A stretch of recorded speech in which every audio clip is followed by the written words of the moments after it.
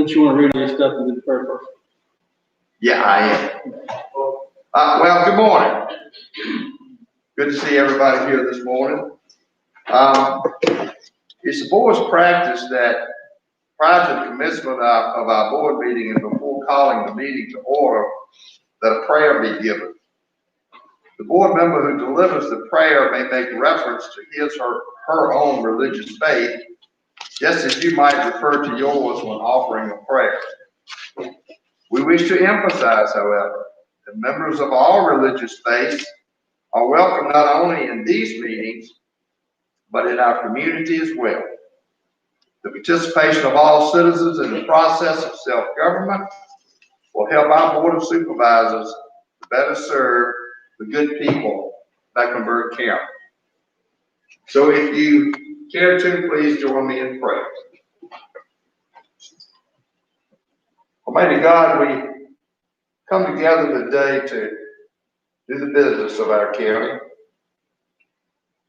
And we pray, Lord, that the decisions we make and the things that we do and say will be pleasing to you. For we know, Lord, if those things are pleasing to you, they're for the benefit of our citizens. And we pray for our citizens, Lord, as we go through this evil pandemic. Lord, there are some that have lost loved ones, lost their jobs. And in many cases, Lord, there are some that have lost hope.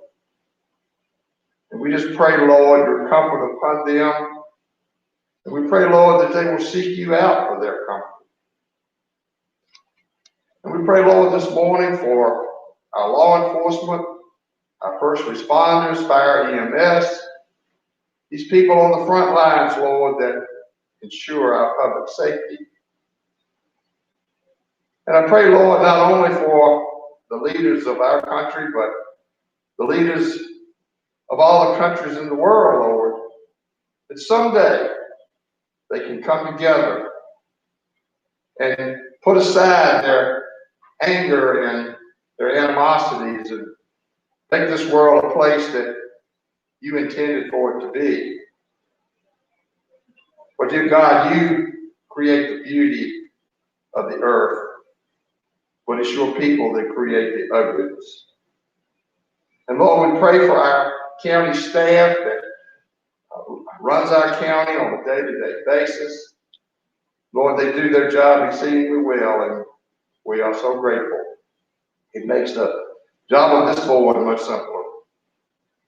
And Lord, I pray for this board as we are called upon many times to make difficult decisions. Lord, we make those decisions as best we know how for the benefit of our citizens. And Lord, I pray that you just give us strength, give us courage, and Lord, give us wisdom. By all means, Lord, give us wisdom. These things I pray in the name of our Lord and Savior Jesus Christ. Amen. Amen. Please stand for our pledge to the flag. Well, stop right there. Call this meeting of Mecklenburg County Board of Supervisors to order. I pledge allegiance to the flag of the United States of America and to the republic for which it stands, one nation, under God, indivisible, with liberty and justice for all. Thank you very much.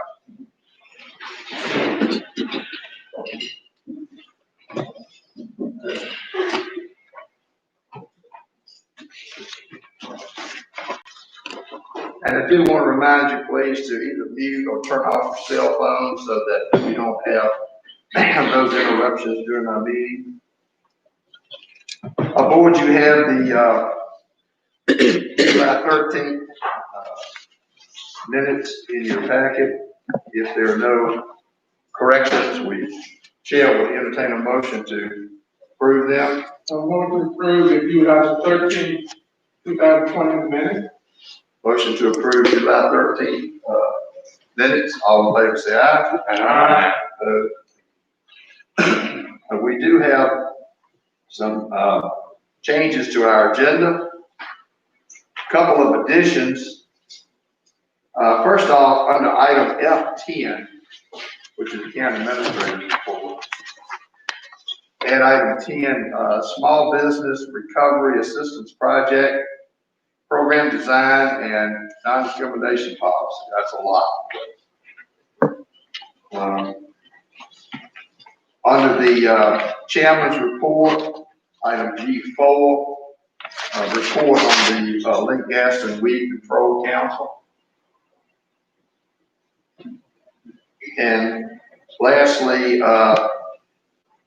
we're going to remove the property committee under closed session. We're going to move that up to right behind our public hearings. So it'll be a property committee report at that time. That's all the corrections I have. Anyone else have any additions or deletions to consider at this time? If not, we need a motion to adopt the agenda as amended. So, okay. Motion to adopt the amended agenda. All in favor say aye. Aye. Our first item of business this morning is we have several public hearings to conduct. Firstly is an application to rezone from the IDA of Mecklenburg County. Mr. Carter, do you wish to? Well, Robin, want to read this part? Robert. You have an application by the Mecklenburg County Industrial Development Authority to rezone 310.83 acres from a 442.3 acre tract of agricultural to industrial M1. This property identified as county tax number 09000-A/033. Zone agriculture is located on the north side of Highway 608 Ridge Road, approximately 1 mile east of its intersection with Highway 660 Old Cox Road. Board District, Election District 7, County of Mecklenburg. Reference D Book LR-19-2166. Mr. Carter. Yes, sir. I'm here representing the IDA. This is the property that the IDA acquired last year. It runs from Ridge Road. This part is east of Old Cox up to Allen's Creek. As you all are aware, 3 years ago, we redid Ridge Road in its entirety and upgraded it. Currently, in our 6-year plan, the proposal is we do have revenue sharing funds from 92 to Ridge, Old Cox, but we're doing design for the entire 2 mile stretch. And this is for future industrial growth, but the IDA is expecting in that area. Anybody have any questions of Mr. Carter concerning this matter before we go to public hearing? Or if not, the public hearing is now open to consider this matter. Anyone wishing to speak to this matter, please come forward at this time. Seeing no one, I declare the public hearing closed. Let's play the board. This is District 7, I believe. Yes. Ready to adopt the gentleman. My motion to accept this approve this application. Any further discussion? All in favor say aye. Aye. Opposed? Thank you. Microsoft application. An application by Microsoft Corporation to rezone 335.38 acres of agricultural to industrial M1. This property is identified as county tax number 09000-A/033Z. Zone agriculture is located on the north side of Highway 608 Ridge Road, approximately 1.1 miles east of its intersection with Highway 660 Old Cox Road. Board District, Election District 7, County of Mecklenburg. Reference D Book LR-19-2168. Mr. Carter, any comments? Yes, sir. I'm here representing Microsoft Corporation in regards to their application. This is immediately east of the land that the IDA owns and that you all just rezoned. They acquired this property last year and are rezoning it for future industrial growth. We do not have site plans at this time. Anyone have any questions, Mr. Carter? All right, if not, public hearing is now open to consider the application by Microsoft. Anyone wishing to speak to this matter, please come forward at this time. Seeing no one, I declare the public hearing closed. What's your pleasure, Board, District 7? Move to adopt, Mr. Chairman. I think we have a motion to approve this application. Any further discussion? All in favor say aye. Aye. Opposed?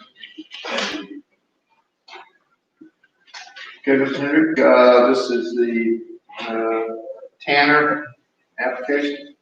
Application by Jacob D. Tanner and Lorena B. Tanner for a special exception permit to allow for 2 additional manufactured home lots in an existing manufactured home park. This property identified as county tax number 1970000-11-B zone agriculture located on the east side of Garland, approximately 1/10 mile north of its intersection with Highway 4 Bucks Island Road. Palmer Springs District, Election District 1, County of Mecklenburg, reference D Book LR-17-2260 and Wheel Book BMP-49-424.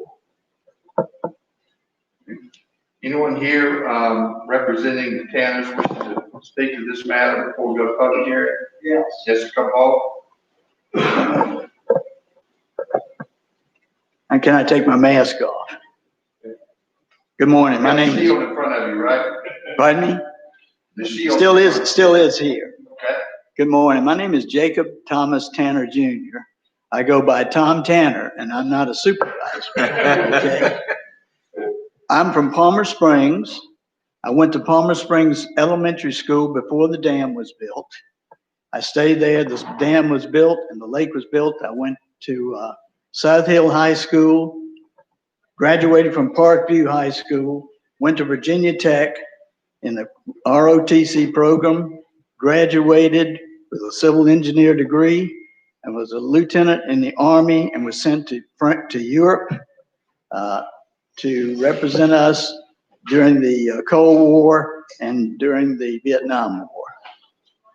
When I came back, I went to Northern Virginia and began practicing engineering, land development engineering, which covers a lot of different things. I have 4 registrations, professional engineering registrations, Virginia, Maryland, District of Columbia, and Pennsylvania. I've developed a lot of different projects, none here except a few sewage pump stations. And so I'm here to hope that although I see that my special exception permit application was recommended for denial, I'd like to cover my points of why I think it should be approved. Number one, when I submitted this application, I asked for 2 camper spaces.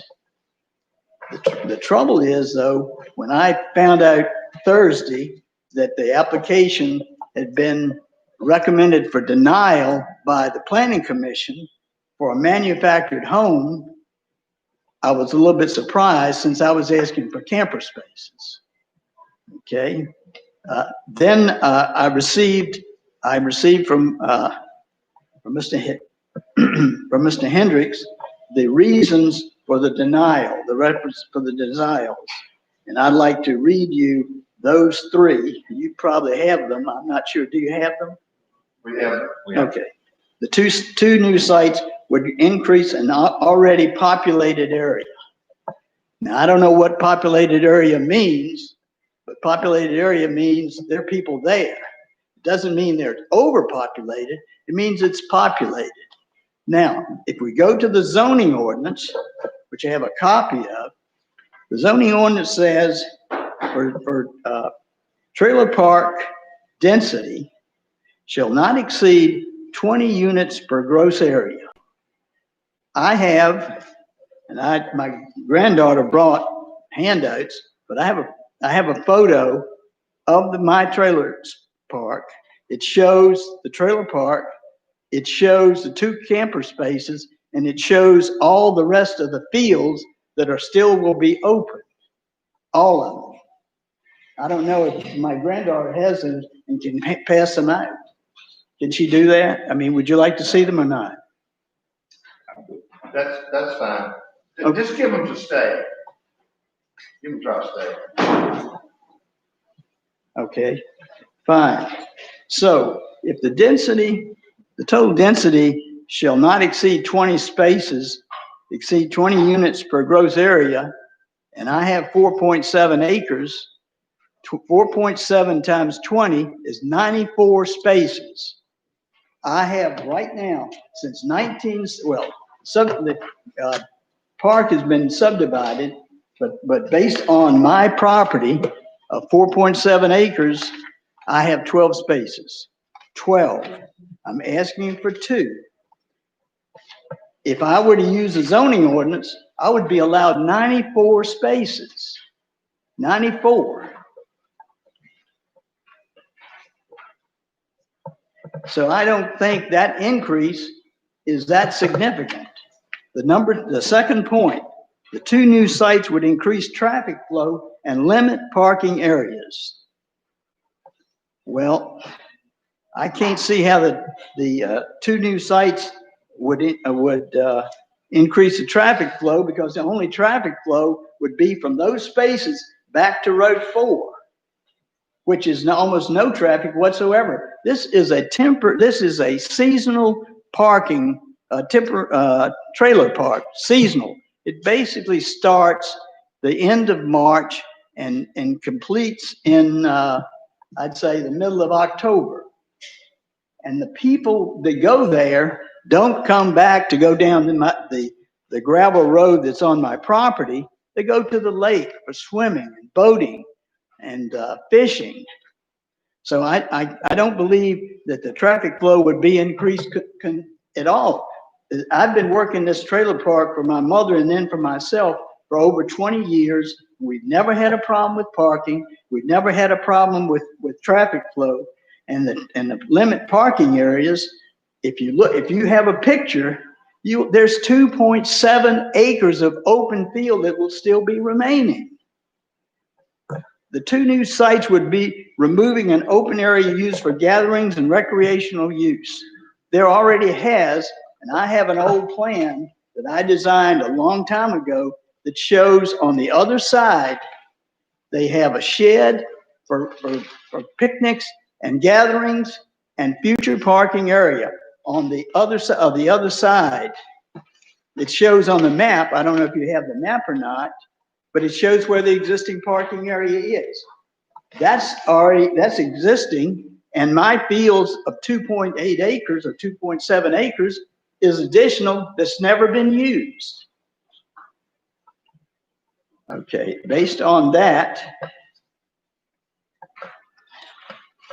I would like to request that that you reconsider this recommendation for denial and allow me to have these 2 spaces, because it's interesting to note that people that wrote the letters requesting denial, their neighbors are the ones that asked me to add the spaces, because these people have been there for at least 30 to 40 years, and their children and their grandchildren come there, and it's been no problems there for all these years since 1963.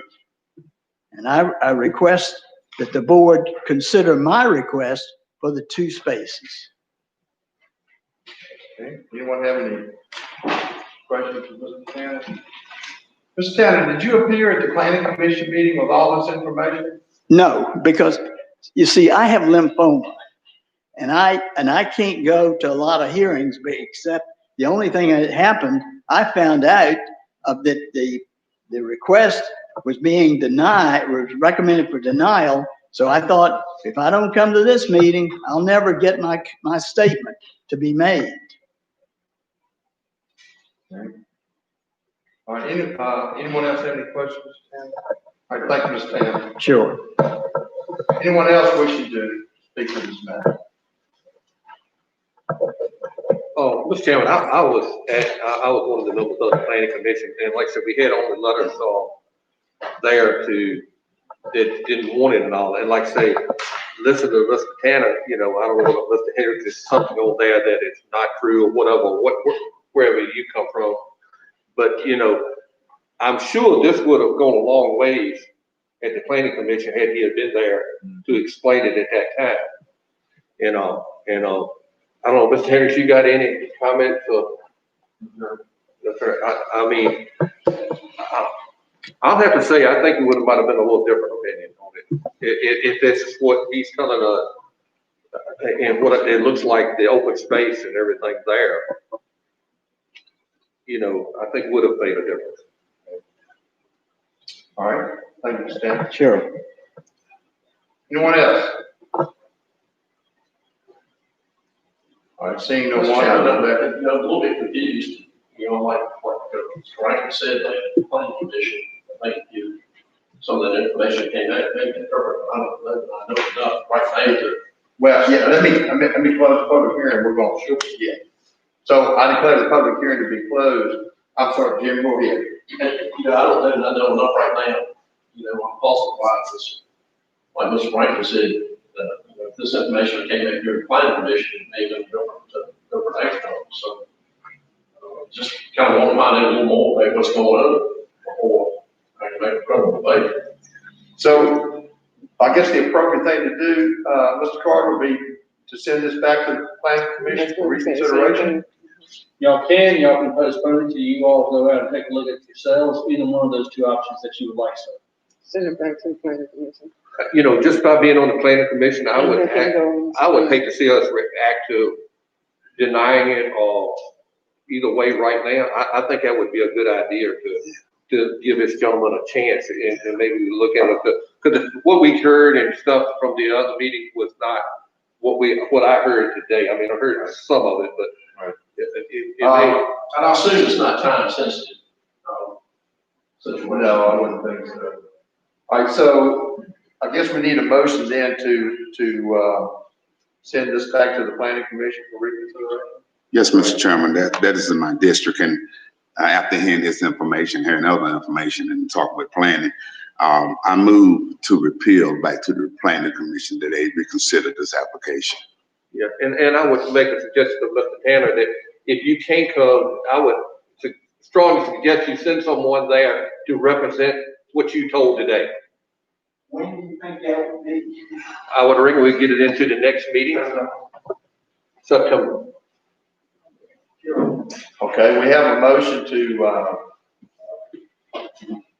table this and send it back to the planning commission. Any further discussion? All in favor of the motion, say aye. Aye. Okay. I think probably I'll collect these and give them to be recycled. Y'all can keep those because y'all all have them, and then we'll just get some additional printed Okay. out. All right, let's see, plans of the following.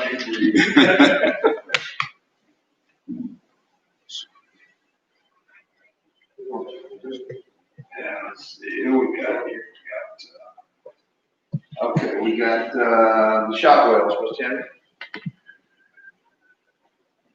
Got an application by Cheryl Hanley and Cena Shotwell for a special exception permit to allow for a chiropractor office. This property identified as county tax number 157-000-01-008A.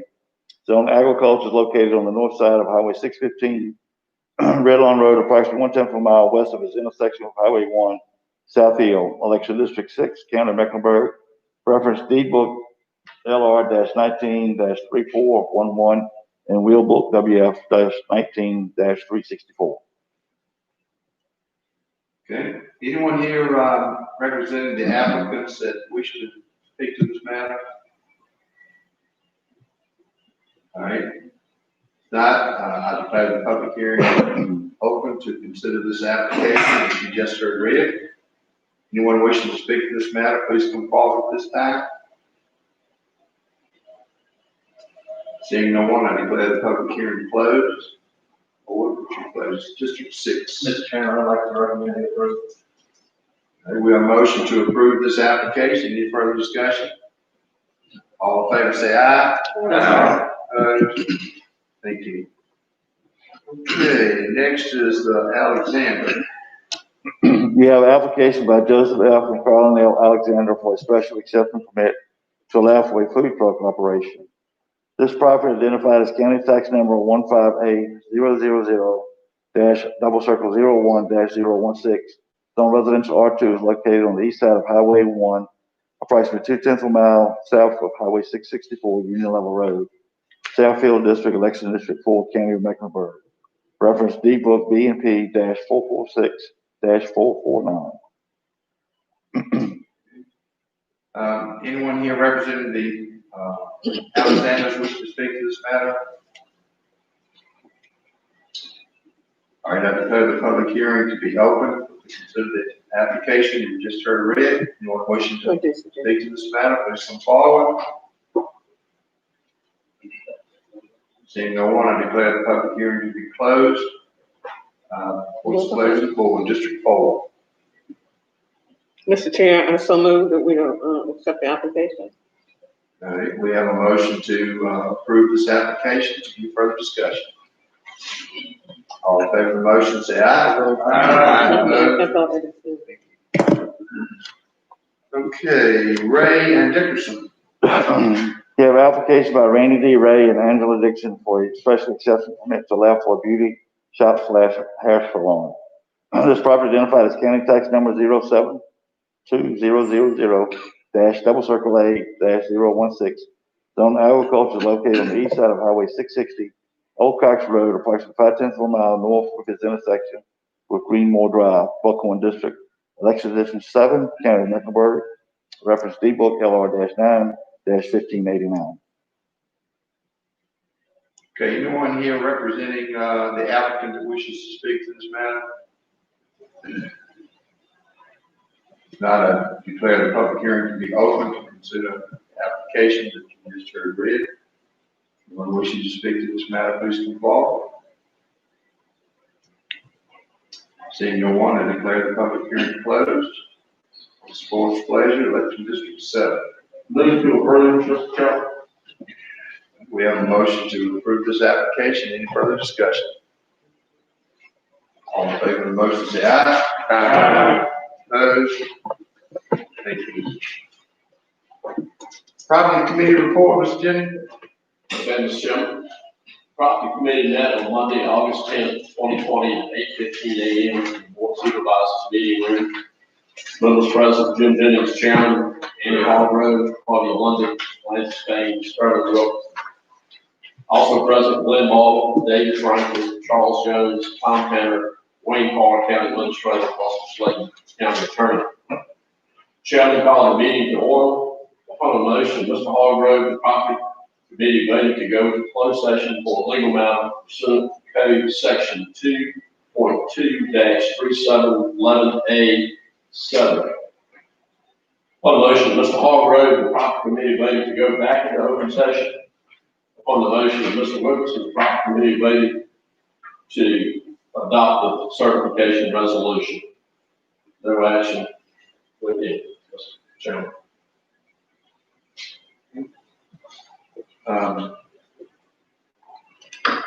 Do we need any further report on that? Not on that. They opened up a discussion of what needs to be. We need to take any further action, Mr. Carter?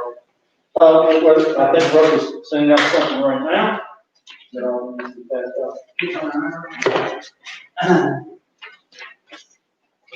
Perfect times.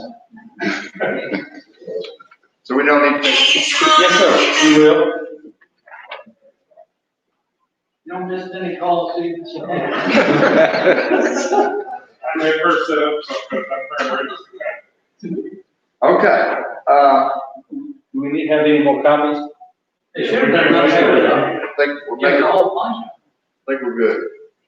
Keep passing No, around. I don't think you got extras. You give me? No. Let's pass them all around. I gave you a whole ballot. What did I do with them? There we go. Your glasses fogged up too, Mr. Spain. Yeah, we're looking for one.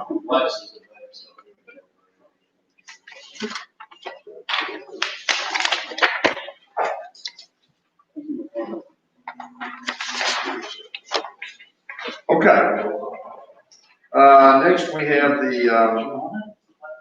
solar I think initiative. y'all need to take action, I think, with that's what one y'all discussed this, correct? Now? Yes, the motion is to set the public hearing. What do you want to do? Yeah. Mr. I'm Jennings? not making a motion. I'm sorry? I'm not making a motion. You're not gonna make the motion. I mean, somebody else can, but I'm not. All right. We need a motion to, hold a public hearing concerning the monument on the courthouse square. So moved, Mr. Chairman. All right, we have a motion to hold a public hearing concerning the monument on the courthouse square. But we need to read the motion. Somebody needs to read it. And you already read it, you made the motion. I'm sorry, you're gonna read the public hearing notice? Somebody needs to read it out. Yeah, I'll read it.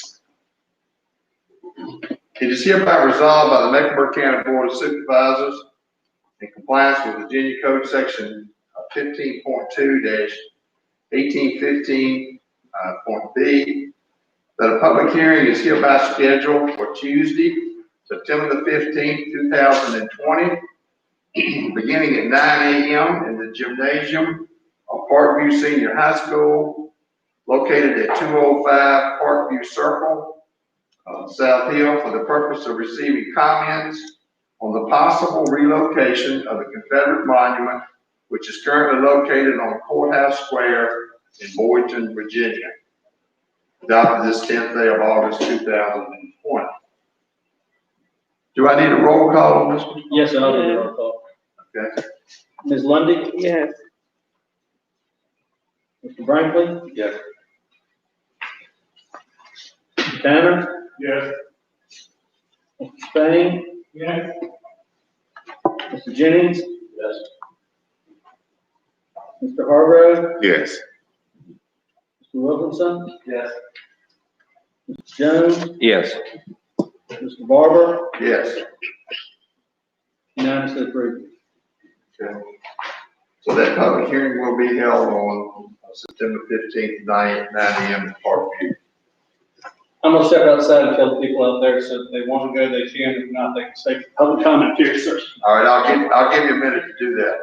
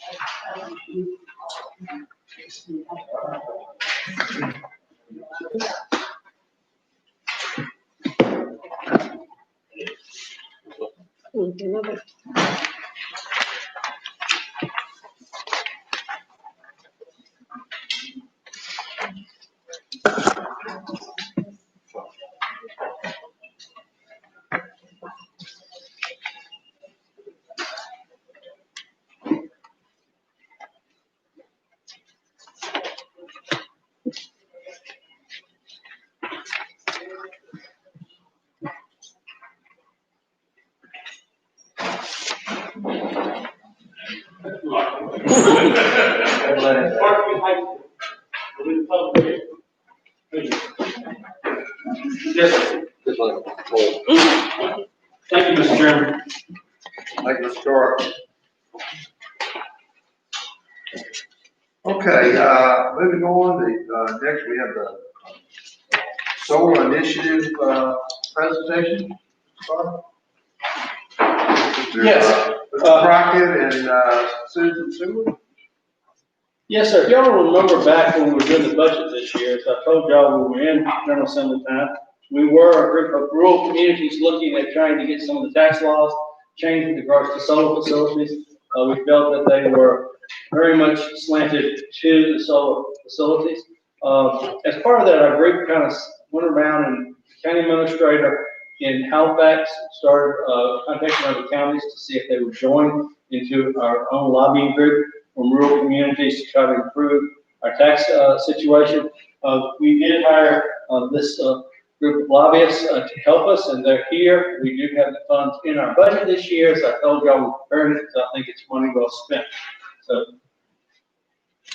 Thank you, Wade.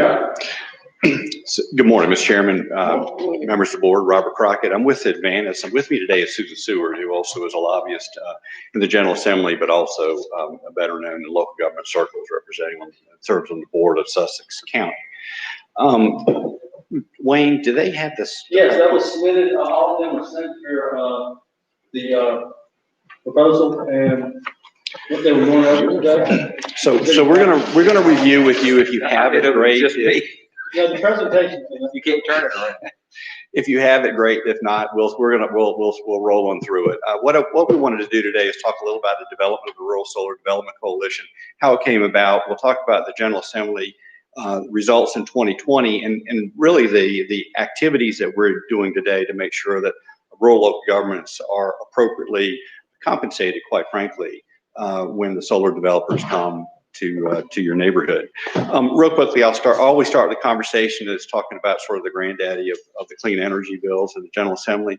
A Clean Economy Act requires, approved in the General Assembly, requires 16,000 megawatts of solar generation by 2045. And just in language you'll understand, that's about 252 square miles of solar. The utility solar scale projects in Virginia. So today what we'll do is talk a little about zoning provisions. We'll take you through a little bit about the revenue sharing agreement, which is really significant for local governments in the 2020 General Assembly. We'll talk also about House Bill 1675, which we refer to as the host agreement, which is a really significant progressive piece of legislation in the General Assembly. And then we'll talk a little bit about what we're doing today. So with that, I'm gonna turn it over to Susan, and we're gonna sort of tag team this. Thank you. Good morning, everyone. Thank you for having us here today. And as Robert said, we were very active this General Assembly, and we actually really moved the needle for local government relative to zoning and revenue tools. I'm going to just very quickly go through the bills. We had a number, but I'm going to hit the highlights. Our first bill relative to zoning and revenue was House Bill 655 and Senate Bill 870. What that allows is a locality to include regulations and provisions in your zoning ordinance for a special exception for a solar project. In effect, this is the first cousin to a proffer. And what that really allows you to do is grant a condition that allows for the dedication of real property of substantial value or substantial cash payments for or construction of a substantial public improvement. The need does not have to be generated entirely by the solar project, but what you're looking for in this relationship is a reasonable nexus. And what I think we are finding under this arrangement is you would want to look for things like fire and emergency services as a potentially proffered condition that you could get revenue for, or broadband. I think those are the two most common relationships we're finding under this legislation. So again, that was a good win for us. The second bill is House Bill 656 and Senate Bill 875. This is also given you the authority to include in your zoning ordinance provisions that incorporate the generally accepted national standards for the use of solar panels and battery storage. If you look on your slide, there are 4 credentialing organizations that recognize solar and battery storage. And I will tell you that this is going to be particularly important and helpful as you all start to deal with battery storage. You want to make sure if you're bringing in any battery applications, they meet at least one of these national certifying organizations, particularly in regards to safety. So that's something that's also going to help your planning director out in the zoning. The next zoning bill is House Bill 657, and I believe Mr. Carter will remember this one. I think he was at the legislature with us at least once on this one. This is a permissive bill. It did not start out permissive, but it does allow a locality to waive their 2232 review, basically, the substantial in accord with your comp plan review. The way the bill was drafted, it did not give us that choice. And coming to you from one local government to another, I would be hard pressed to waive a 2232 review for something as impactful land-wise as a solar project. So we were able to kill the bill in the Senate. The House bill came over to the Senate, and it ended up being passed, but as a completely permissive piece of legislation. So that takes care of the highlights of the zoning bills. Now let's get into our favorite subject, the revenue side of this whole issue. One of the first bills that we got passed was House Bill 1131 and Senate Bill 762. This is what we call the revenue share bill. You may, by ordinance, assess a 1,400 megawatt per megawatt charge on a solar installation based on their output. What they file with PJM interchange, it's 100 megawatts, it's 118 megawatts. If you adopt the ordinance, you can assess that per megawatt charge year over year for the life of the project. This is a wonderful tool. It's an easy tool, but there's a caveat with this. If you go with revenue share, you do not assess machinery and tools tax. It is one or the other. If you adopt it, then that's how you treat all of your solar projects. There are a couple exceptions. There's some projects that are not eligible for this. If they're 20 megawatts or less, that has filed their interconnect request before December 31st of 2018, or 5 megawatts or less. But at the end of the day, if you're talking about megawatt projects that are that small, even with that multiplier, it's M&T, may make sense depending on your rate. The other issue with this bill, it cannot be applied retroactively to anything on the ground if their application was filed on or before July 1st, 2020, except if the locality and the applicant agree to revise any existing voluntary payment arrangement, or the applicant agrees to substitute any voluntary payment arrangement for the revenue share.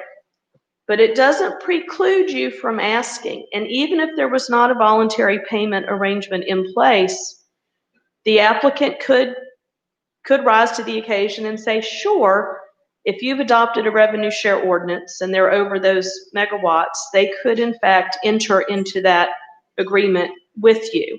I think some localities have done a clawback and they've had some willing participants. I think some have asked and they've said no. But at least you have a legal vehicle to ask now. And again, this is a new revenue tool. It becomes a math exercise, as I tell people. Do you go with revenue share? Do you go machinery and tools? And that's really where your commissioner will come in and really have to do with the county administrator some math. Every metric is different. Every locality's tax rates are different, but it's a good tool. The other big win we got is, I'm sorry, I got my pages out of order. We have the revenue step down. That is a huge change potentially. Right now, we are capped at 80% exemption machinery and tools for solar projects. And we know that's the rub here. So what we've done, we were successful in getting a step down approach, 80%, 5 years, then down to 70%, ultimately drop into 60% exemption. So we're going from an 80% exemption to a 60% exemption. That's where weighing machinery and tools, sort of, I call it the long game, and that's where the math becomes more complicated. Do you go with M&T? Do you go with revenue share? Here's the important thing to remember there. The M&T exemption is good up to 150 megawatts. Now, the 150 megawatt projects are many thousands of acres. But remember, that exemption over 150 megawatts does not apply, and you're dealing one-on-one with that project. If you think your locality is going to entertain very large projects over 150 megawatts, you may want to think about the revenue share approach, because you would not want to cut off your nose to spite your face if over 150 megawatts, that 80% exemption doesn't enter into the equation anymore. So again, I think that's where, depending on your zoning, your comp plan, what your locality's feeling about solar is, when you're making those revenue decisions, those are the two things you're going to weigh. But I will say, when we started the General Assembly, we did not have any of these tools in the toolbox. And we now have a revenue assessment tool, and we've had an improvement in the machinery and tools tax exemption. So those are the real revenue tools besides the host agreement. Robert, do you want me to touch on battery storage now or come back to that? Okay, we have added some information on battery storage, just some high points. We have dealt now with 2 different battery storage installations in Sussex. We have done a lot of research in our county, knowing that these things are coming in. So we've put a slide in. I'm sure if you haven't gotten an app, you'll probably get one pretty soon. There are basically 2 kinds you're going to get. They're either going to attach to new construction for a solar facility, or, as the first one we received, a freestanding battery farm near a substation, near a solar facility. Interestingly enough, the freestanding battery farms, let's call them that, they're taxed at the full M&T rate. And that is, again, from a revenue point of view, something important to weigh. If the battery storage is attached to a project going up, that's going to fall under your 80% exemption. But the most important thing for you all that we've dealt with relative to battery storage, and I'm sure Mr. Carter, I know he's aware of this, the battery storage does pose fire and safety risks, potential environmental hazards. And so when you are considering your battery applications, one thing we've done as a coalition for the members is develop an extremely thorough, well over 100 conditions for battery storage that we are sharing with member localities. It's really important on your conditions, since we all live on volunteer fire and rescue, basically. When it comes to fire and emergency services, there are a lot of things for you all to make sure you get right if you're going to bring in a battery applicant. So, and we've got a lot more information about batteries if you all would like it. So, I'm going to turn it over to Robert now. I think and he's going to finish this off. Thank you all. Thank you. Susan. I'll speak to battery in just a second as it relates to the host agreement. So 1675 was what we considered again, they're all really good bills as relates to local governments in respect to utility solar scale projects. But 1675 creates an opportunity, that wasn't previously discussed in the discussions with the developers leading up to the 2020 General Assembly. Essentially, it authorizes host agreements between localities and developers. Anybody familiar with municipal solid waste facilities and localities, there are what's called host agreements that allows the localities to receive compensation for a certain amount of volume that's received by those localities. And that's what was discussed as a foundation for the development of 1675. So using the same thematic approach that's been involved in host agreements with localities, municipal landfills for years, many years, decades, was really the foundational discussion on 1675. So essentially, it requires solar applicants to give the host locality a written notice that they intend to file an application, and they also intend to locate that application in an opportunity zone. Opportunity zone is something you guys are familiar with. I won't go in there, but it doesn't have to be in an opportunity zone, but it has to have it can have the characteristics of an opportunity zone, which is written into the bill. So the other thing that just real quickly, so it requires some negotiation, obviously, which is typically what's done in host agreements, but it creates opportunities for host localities in a number of different ways. It creates an extraordinarily broad opportunity for you to receive revenue in ways that weren't contemplated either in the revenue share of the M&T.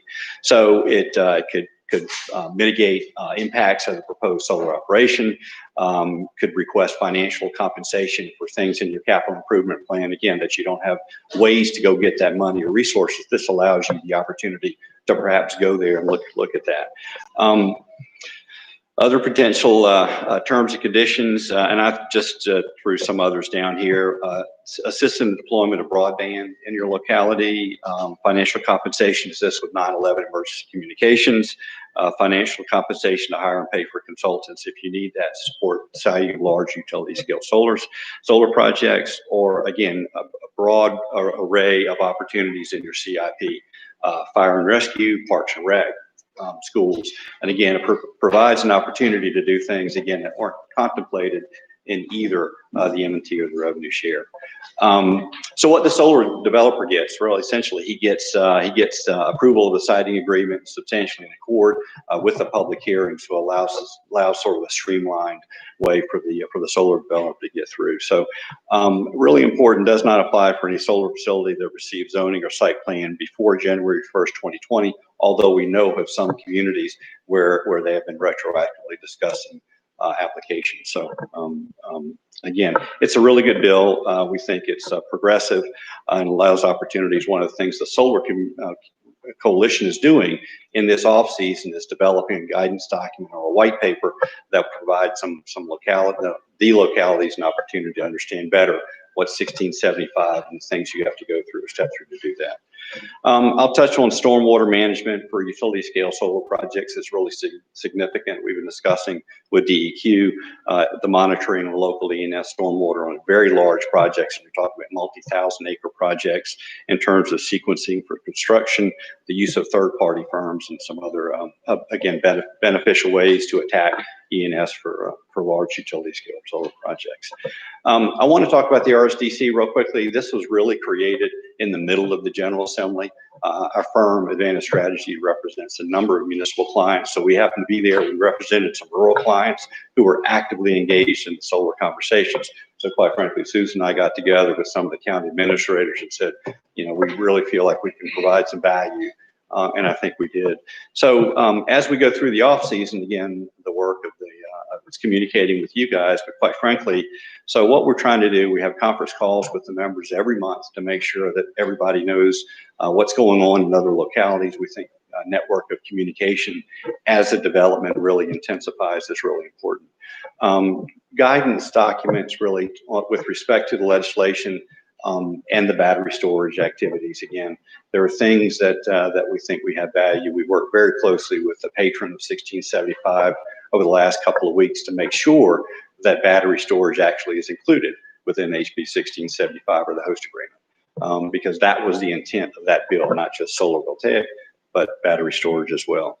And then importantly, because we are at the end of the day your advocates, look for opportunities and make sure what we missed or may have missed in 2020, so we can look to the General Assembly of 2021, trying to revise and amend and correct some of those things. The other members of the coalition, just to make sure you know, Charlotte, Halifax, Lunenburg, Richmond, Sussex, King and Queen, Appomattox, Prince George, Mecklenburg.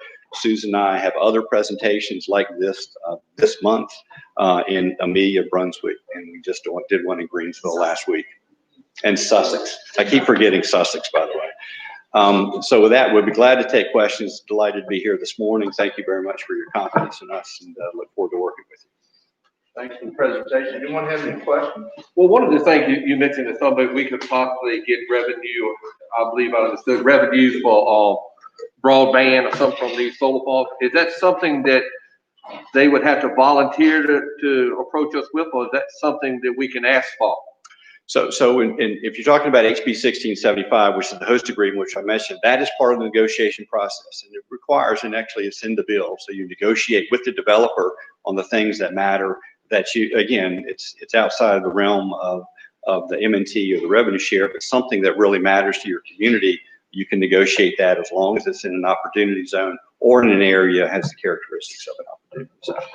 Wayne, is there things in our zoning from, orders, I can't order something that we need to change or some of this legislation, some of this stuff changing? We can in the future, anyone who applies will be covered under this, some I've talked, whether we have it in our ordinance now or not, as we move forward. We have not had any more applications since any time this year. I think there are some that are starting to look again, with broadband, some other things that you've got to realize when you start negotiating a host agreement. When you negotiate that, it's with the expectation by the solar people that they're going to get approved. That's fair. They're not coming That's here fair. That's and true. sitting down and negotiating what they're going to give you with the fact that, hey, you might just pull rodeo on us. So you have to understand that when you walk into this, you're pretty well going down a path. So you need to understand that path where it leads before you start. You can't negotiate with them to try to get $3 million for broadband and then go, yeah, but we don't look like your site. So Mr. Brinkley, so we believe there's 5 actually being negotiated, host agreements being negotiated in other jurisdictions at the moment. And and that will, again, provide guidance to all these other counties coming along afterwards in terms of what you're looking at. And I know it's 9/11's been involved, broadband's involved, there's fire and emergency equipment involved. Again, things related to CIP, which have been in the conversation so far. So, We are actively in Sussex right now. We are one of the 5 localities going down this host agreement path right now. And we are in that host agreement. We are in fact addressing emergency vehicle purchases in our CIP. And also we are pursuing broadband. And we are actively in these back and forth negotiations right now. So again, as Robert mentioned, we're putting together a white paper on host agreements. And quite frankly, I believe, a rising tide lifts all boats. I am happy to share, what our experience in Sussex has been, but we're in the middle of it right now. And I think it's going to bear good fruit for us. Yes, sir. Just a quick anecdote. So during the General Assembly, there was discussion in the Senate, the local government committee about 1675, and I don't know if you were there or not, Wayne. So one of the members of the committee, after reading the bill, is a member of local government in Northern Virginia, talked to the patron, who was Delegate Keith Hodges out of the Middle Peninsula, and said, "Delegate Hodges, I really like your bill. It's a bill so broad we can drive a truck through it."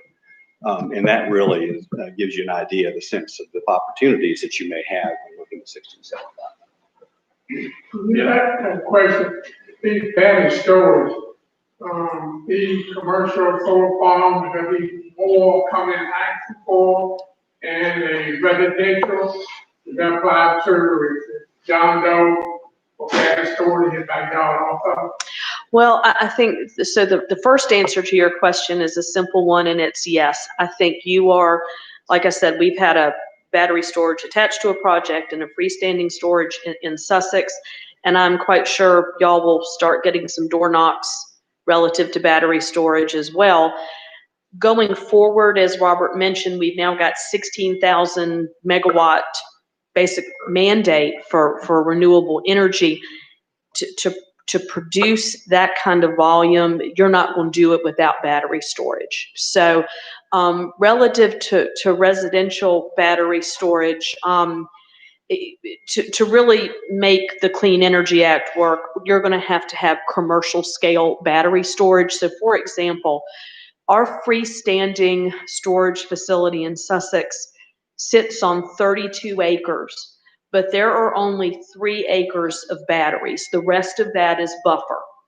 And that was by design because, again, they don't go wrong typically, but if they do go wrong, they have the potential to go very wrong, which is why we have 3 acres of batteries with a, basically 27-acre buffer around it. So the commercial scale battery installations don't take up the thousands of acres that the solar panels do. They just, smaller area, bigger risk, I guess is the best way to sum it up. So the existing 3 that we have, if they wanted to put in a battery facility, they would have to apply for that. Yes, sir. Actually, we don't even allow it by ordinance at this time. Right. So we would actually have to develop that, because we did not. Well, this is something you need to be very careful of as you go down the road on battery storage. Because there are issues, and you gotta realize, while they might be a good operator to make sure that they have no spills or whatever else, it's no different than anything else. If it doesn't, you have a lot of assets there, because there are a lot of batteries. These are not your car batteries, much larger. They are the size of a tractor trailer, literally. That's how big the batteries are. And they're, the ones that have presented to us have been lithium ion. They are in double-walled containers, but again, the conditions that, we could share with you all, we've even gone as far in our conditions to get an operator's report on every facility they've had, because if they've had any trouble relative to battery integrity, any accidents, any lack of monitoring, they're required to disclose that to us as part of the application process. So we've, again, when you're presented, we've got a very exhaustive list of things for you to look at when you're considering batteries. But yes, as Mr. Carter said, that's the dangerous part. So And lithium ion can catch on fire instantaneously. So I was kind of curious though, if we already got a 600-acre solar farm there, and now they decide they want a battery, which I would think they probably would, and we would deny that. Is that could that be a lengthy legal battle? Is it, they're already there? Yeah. And going forward? I don't, it's so new.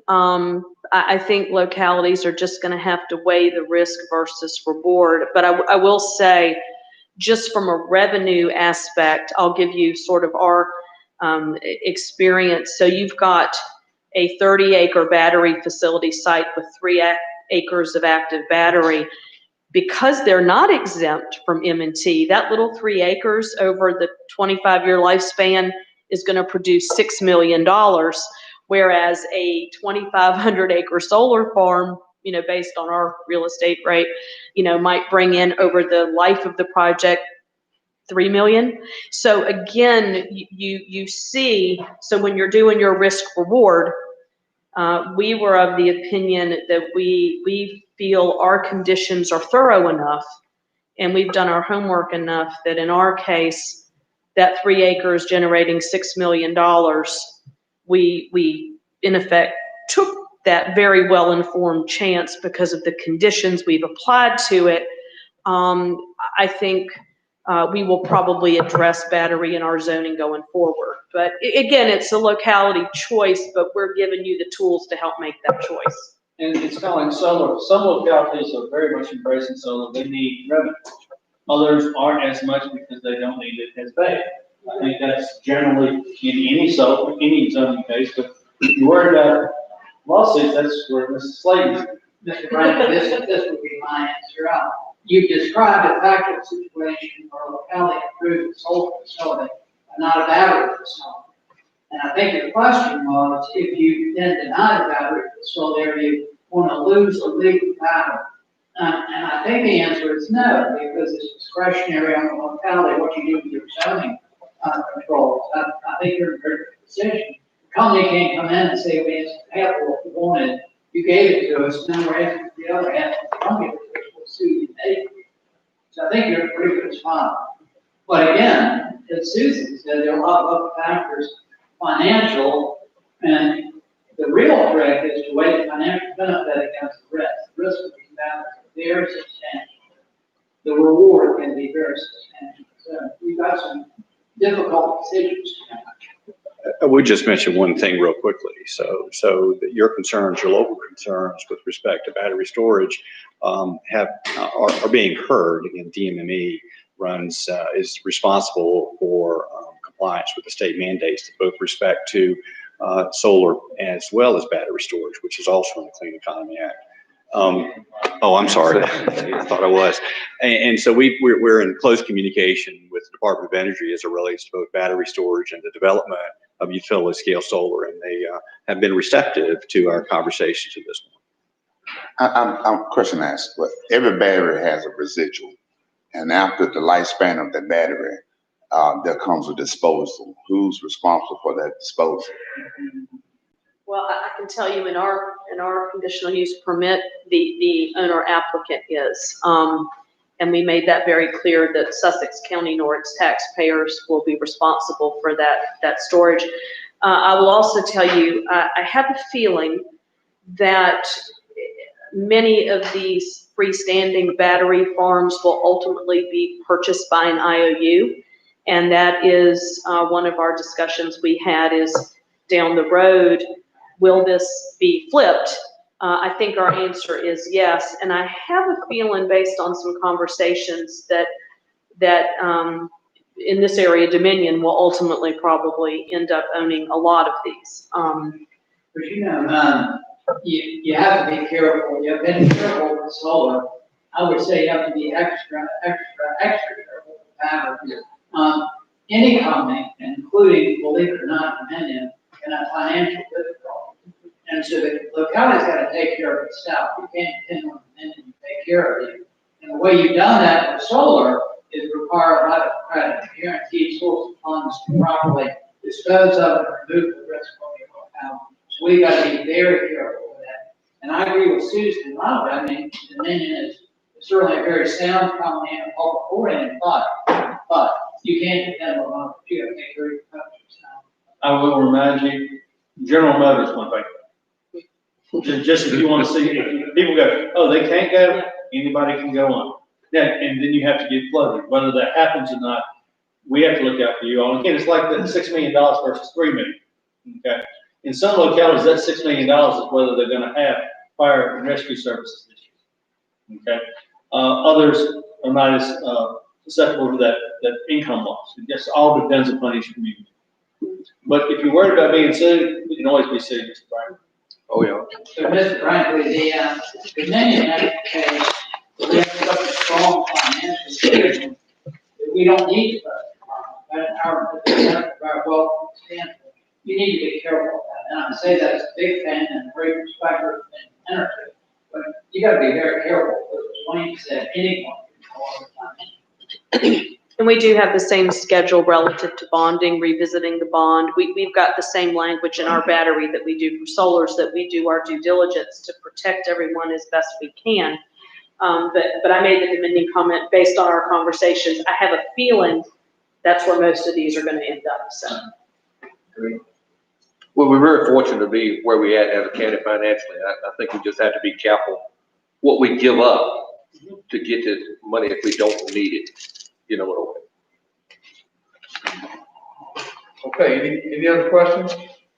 Well, we thank you all. Thank you all very much. Thank you all for your presentation. Thank you very much. Appreciate it.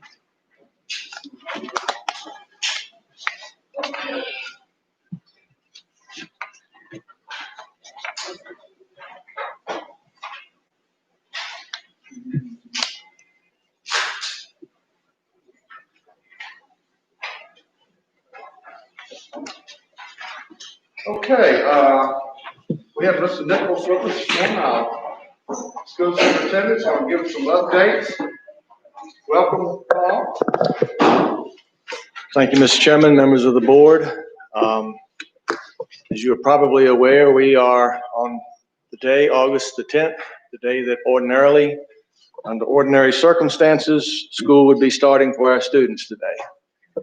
And of course, because of the COVID situation, we're in a very different situation. I can tell you that schools will never be the same across this nation, not only in Mecklenburg County, but across this nation because of the issues related to COVID and what it's driving us to. Our Our staff has worked exceedingly hard this summer to prepare for what we're calling remote education. A lot of people are calling it virtual education. But we are now under mandates because of social distancing issues to give parents the opportunity and to take advantage of the opportunity to make virtual learning options available to all of our students. Now, distance education will require a considerable amount of interaction on a daily basis between the teachers and the students who are learning through distance education. And that is done best through high-speed internet, with internet access.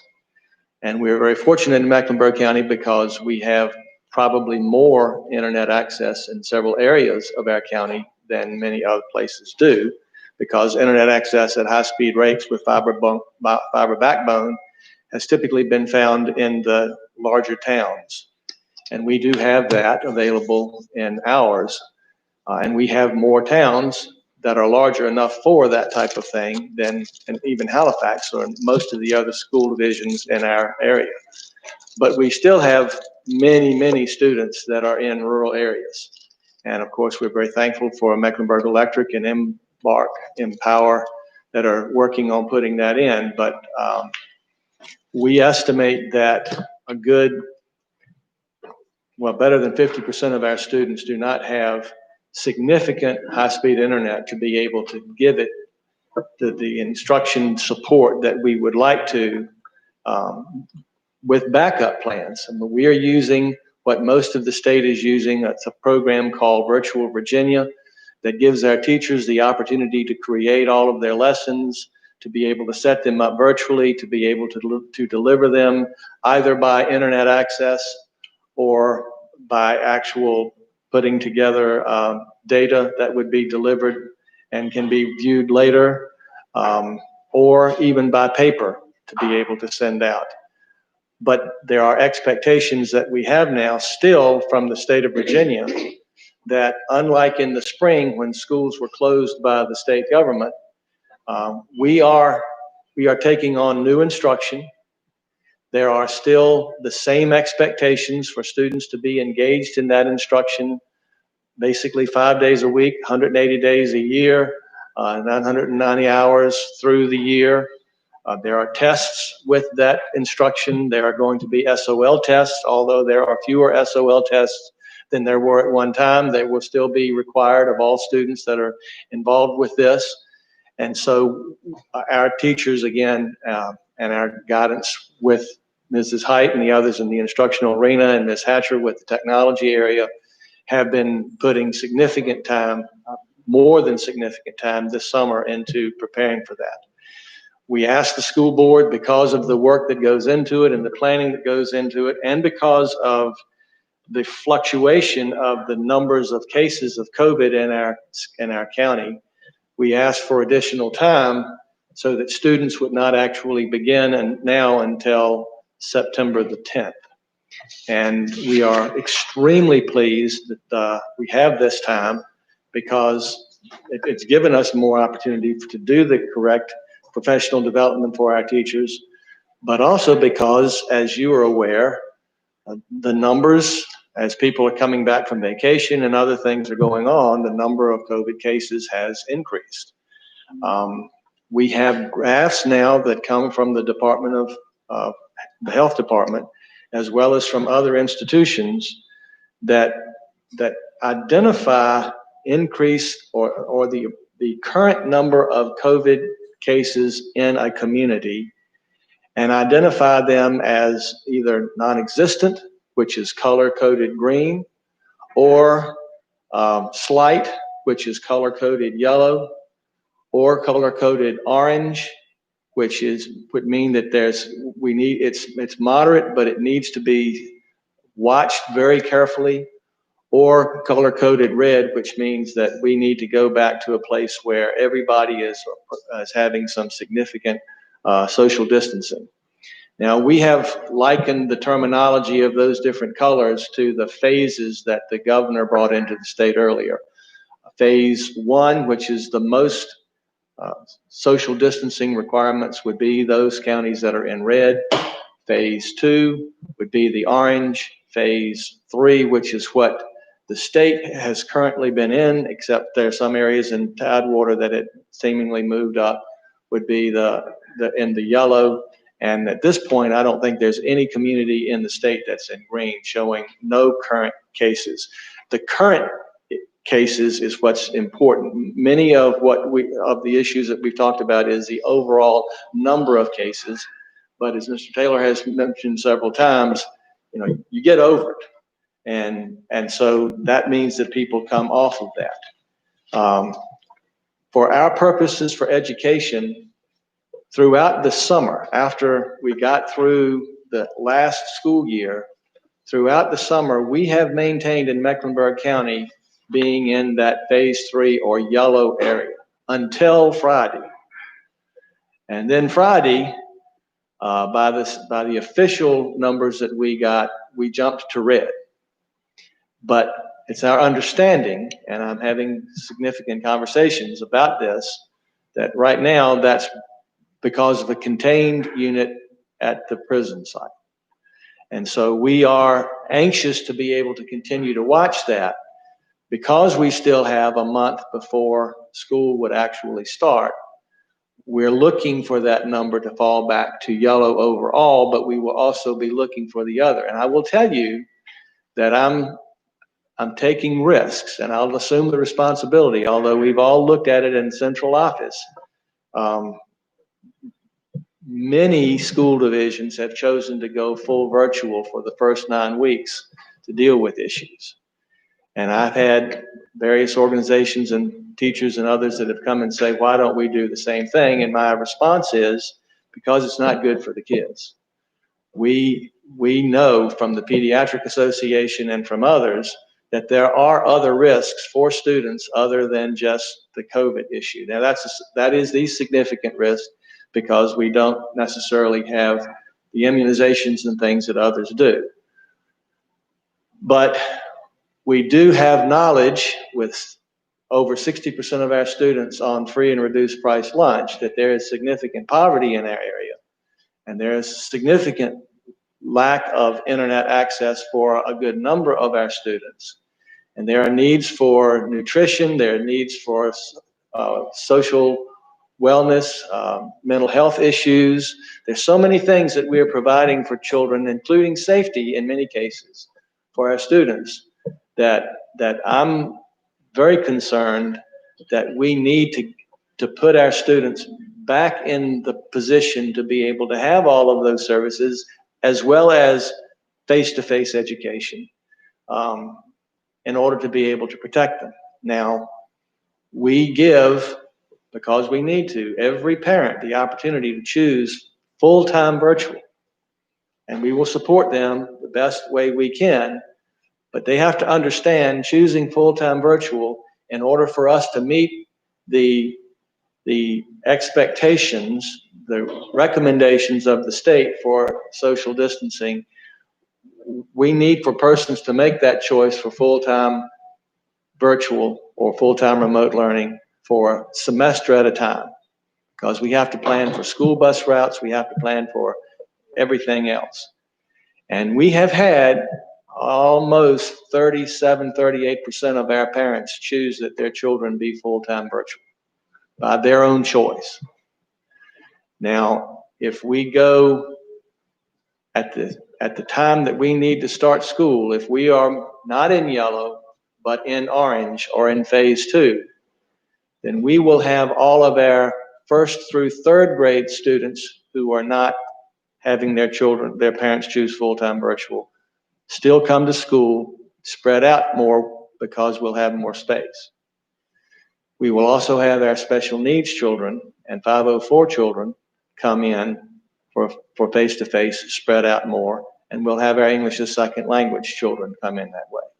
If we ever go red, everybody will need to go full-time distance education. And if we actually have a case in our schools that there is a proven issue of a COVID case, we could very well be in a position in working with the local health department of having to close a school and moving those, I say close the building, but school moving full-time virtual for the students in that school in order for 2 weeks in order for the quarantine requirements to be met.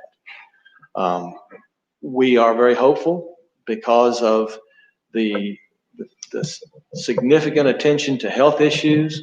We have screening devices. We're requiring that students come on bus and everywhere else with their masks in place.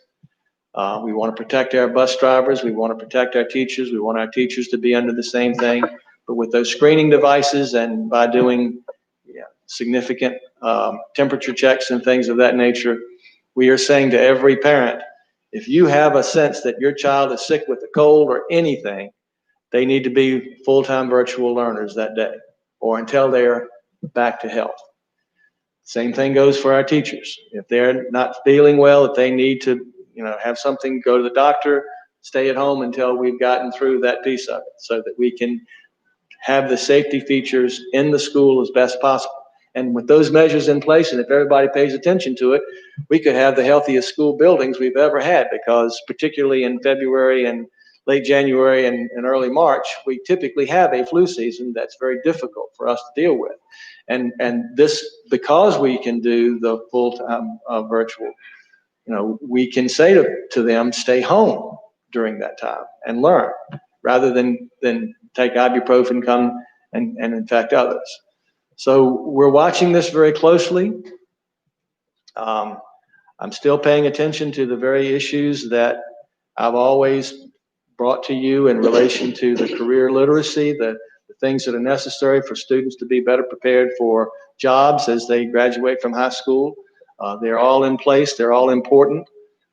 I was surprised when we found out from the Department of Education that even career and technical classes would be allowed to be done virtually as opposed to having to come in and do the hands-on.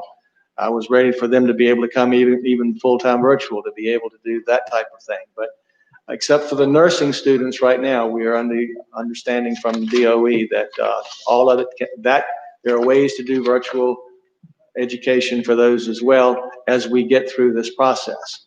We're looking for the time to go back full-time. We're all anxious for that. I will tell you, it takes a very motivated child with some strong parental support behind them to be able to move into a full-time remote learning and be able to get everything out of it they should, particularly in the K through 12 arena. So that's why we're working on it as hard as we can. And then, of course, there is the issue of parents who have jobs and they have difficulty in being able to maintain the job and be able to support their children in doing the learning that they need to do at home.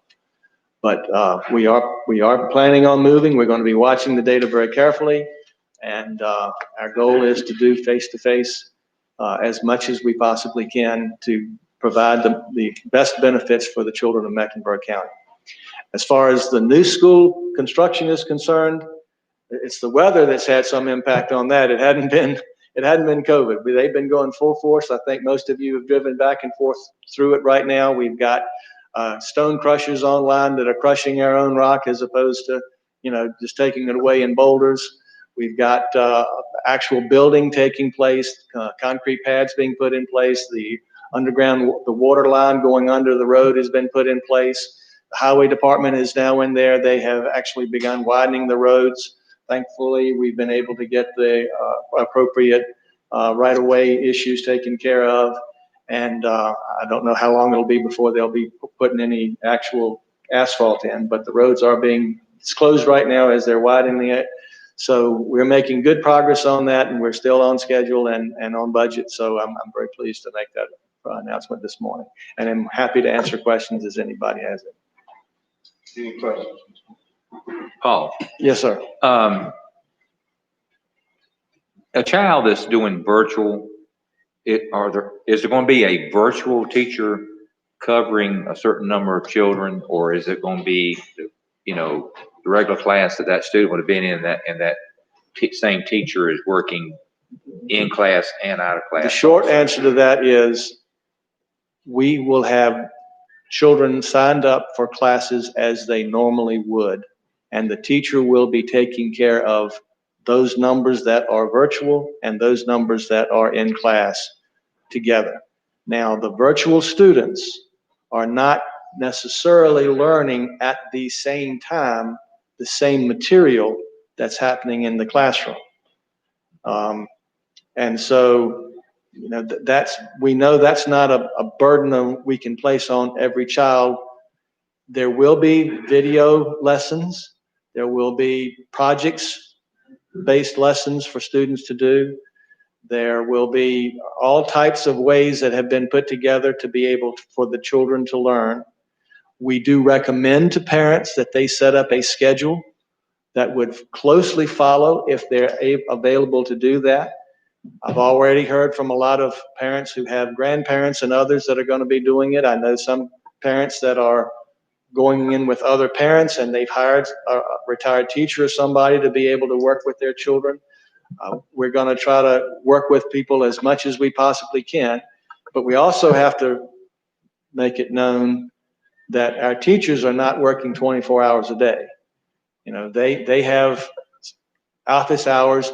There will need to be communication every day, and the Virtual Virginia option gives parents and teachers connectivity options as well as other software packages and calls and forth to be able to stay in touch. Attendance has to be kept by the parents, and there has to be connection because all of the rules and regulations related to attendance still apply at home. And that's another issue that we have to deal with. So there's just a lot of work that goes into this, but I don't think we will have a single case where there will be a teacher that will only be dealing with the remote students. Because the remote Friday, well, I didn't mention this. Our full face-to-face is Monday through Thursday, and then there are Fridays that are given for the teachers to be able to plan and to stay in connection and to be closely responding to the needs of the virtual learners. On a daily basis, they'll have planning periods to also be doing that, but Friday of all day is that case. And they come into school to be able to do that work.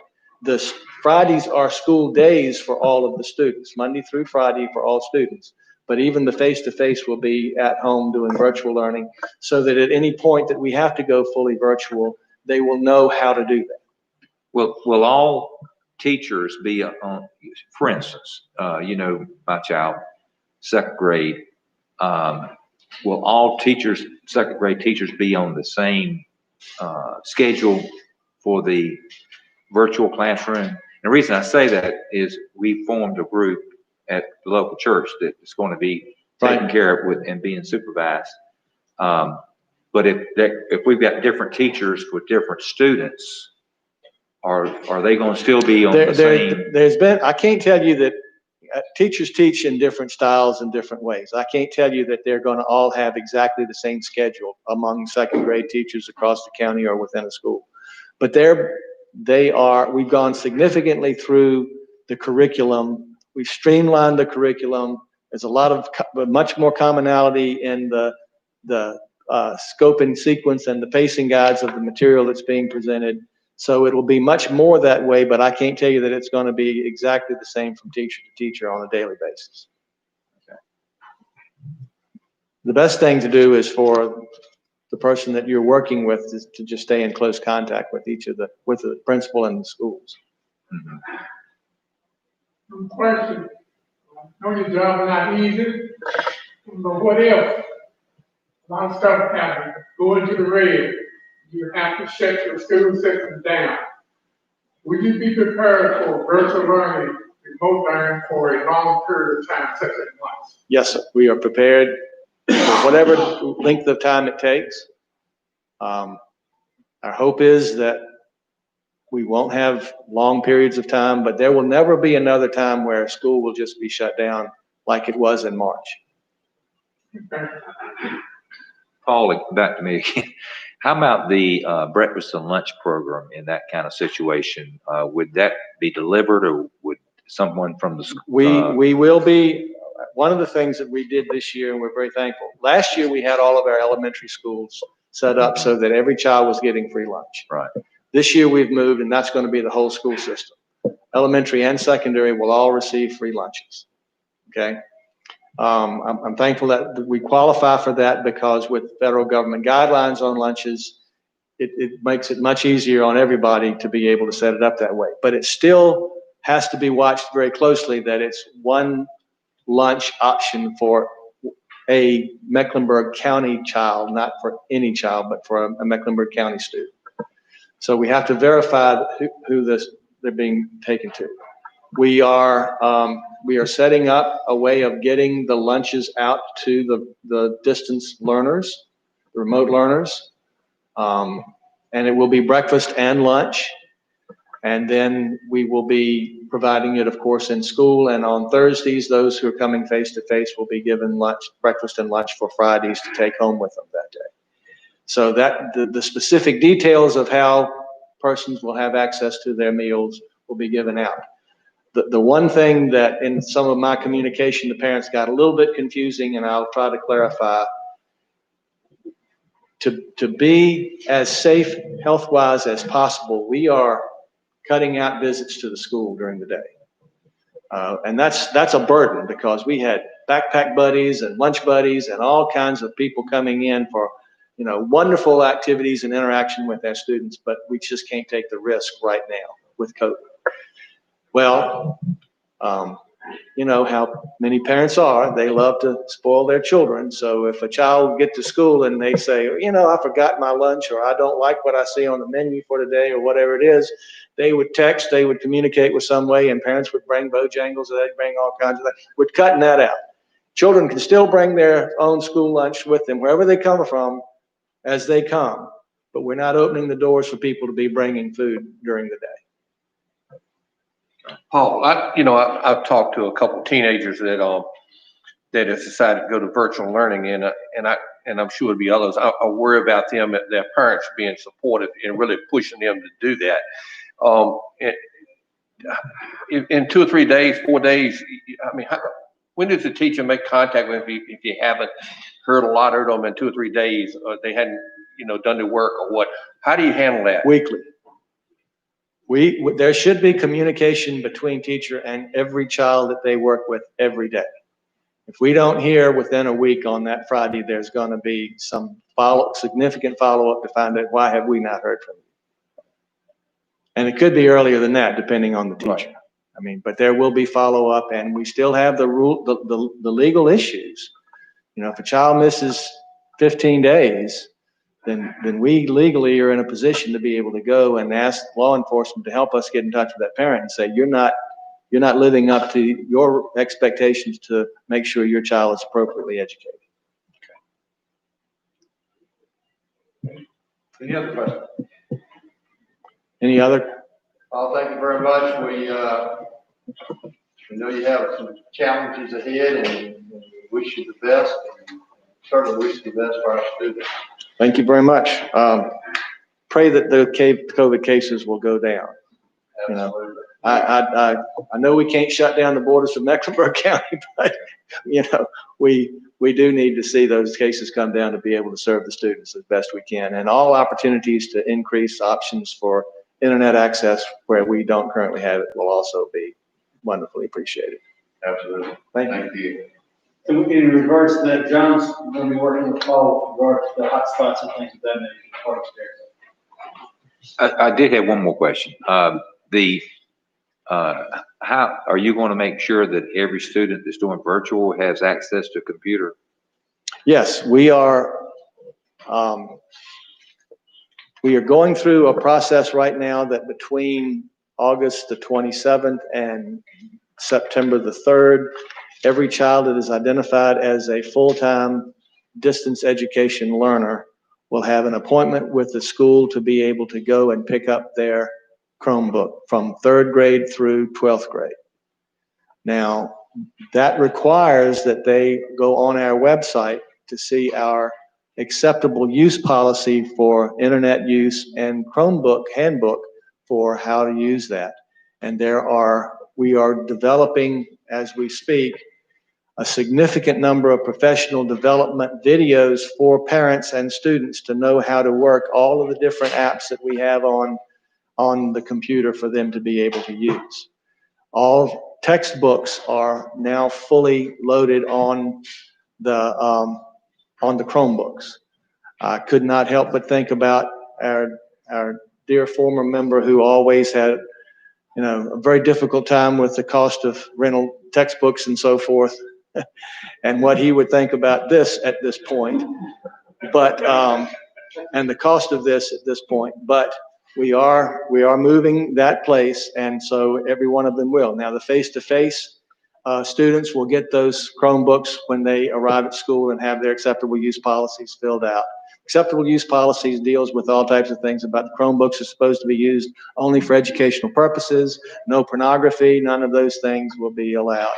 So then the other part is we have a plan for first, second graders to be able to get their Chromebooks after we've had a chance to interact with them and work with them on how to use them appropriately as well. But we're not going to be giving them out right at first. Yeah, that was my next question. Okay? Thank you. Thank you. All right, Mr. Spain, Budget and Finance. Thank you, Mr. Chairman. Bear with me, the report is really lengthy. The budget finance committee met on Monday, August 10, 2020, at 8 a.m. Board of Supervisors meeting room. Trustee Lang Spain, Dave Franklin, and then Jones, and Wilkes. Also President Marvin and Hargrove, Tanner, Wayne Carter, Administrator. As soon as you first get a copy of the budget finance committee report, the chairman called the meeting to order. The county closed out the FY 2020 year, we need several supplement appropriations. Should receive additional state funding due to the high ADM than the budget and grant. There was a request that $54,600 be supplemented to the compensation line item. $31,450 for operation maintenance. $15,140 to instruction, and $130,596.30 food services to the loss of revenues from the pandemic. Upon the motion, Mr. Brinkley, the committee voted unanimously to recommend approval of the supplemental appropriation through the school system. So, Mr. Chairman, I'll put this in a motion concerning the appropriation for the school system for these four items. For approval. You've heard the motion, any discussion? All in favor of the motion, say aye. Aye. Thank you. Next is the industrial similar grant line item needs a supplemental appropriation of $1,746,371.90. Upon the motion of Mr. Jones, the committee voted unanimously to recommend approval of the supplemental appropriation of $1,746,371.90 for the industrial similar grant. Put that to the motion. Any discussion on that motion? Roll call. Roll call? Yes, sir. Okay, roll call. Mr. Brinkley, Yes. Ms. Lundy? Yes. Mr. Tanner? Yes. Mr. Jones? Yes. Mr. Jennings? Yes. Mr. Hargrove? Yes. Mr. Wilkinson? Yeah. Mr. Spain? Yeah. Mr. Barber? Yes. Thank you, sir. Thank you. Next would be the Piedmont Court Service, is requesting a line item referred to $1,640 for the travel supply due to the pandemic. On the motion, Mr. Wilkerson, the committee voted unanimously to recommend approval of the transfer of the fund in amount of $1,614 for travel for supplemental Piedmont Court Service. The chairman did form of the motion. Any discussion on that motion? All in favor of the motion, say aye. Aye. Opposed? Thank you. The community service budget, CSA request and supplemental appropriation, $443,500 due to the increase of the state funding. On the motion, Mr. Rankin, committee voted unanimously to recommend approval of the request increase, $443,500 by the CSA. The chairman put that in the formal motion. This discussion on the motion. All in favor, say aye. Aye. Opposed? Thank you. At the final, we need a supplemental appropriation for $92,678.31 for the CARE Act Fund. This is supply and personnel costs for 2020. Upon the motion, Mr. Bryant, committee voted unanimously to recommend approval of the supplemental appropriation $92,678.31 for the CARE Act Fund. Put that in the form of motion. Any discussion on that motion? All in favor, say aye. Aye. Opposed? Thank you. The back page, every work on construction of a new school project, the county is using approximately $27,680,000 in a local fund. And this will come from the school facility fund, the school debt service fund, and the county capital fund. And as such, the first two funds will be fully completed. In the past, the county has allowed the schools to use the new school construction funds to pay the capital cost. As such, the staff would recommend that the school roof fund be renamed to school capital fund, which in it, carryable money being deposited into account and all capital costs being spent from it. All roofs have been replaced or sealed and have a 20-year warranty.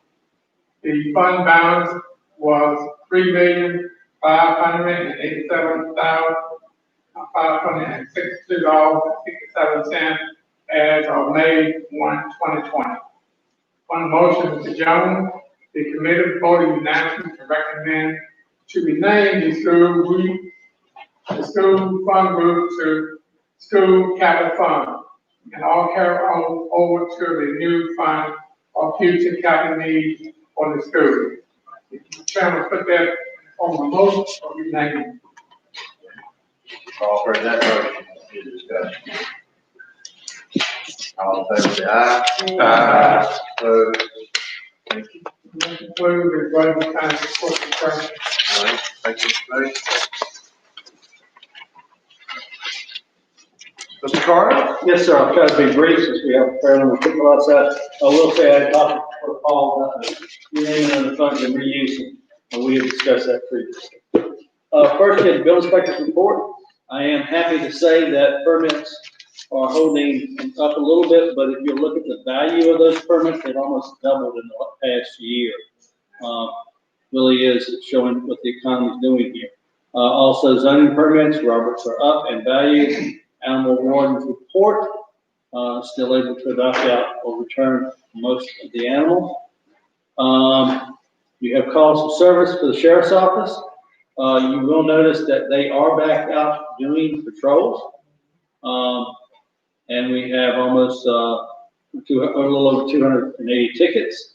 Again, speeding, reckless driving, speed over 80, those are the vast majority.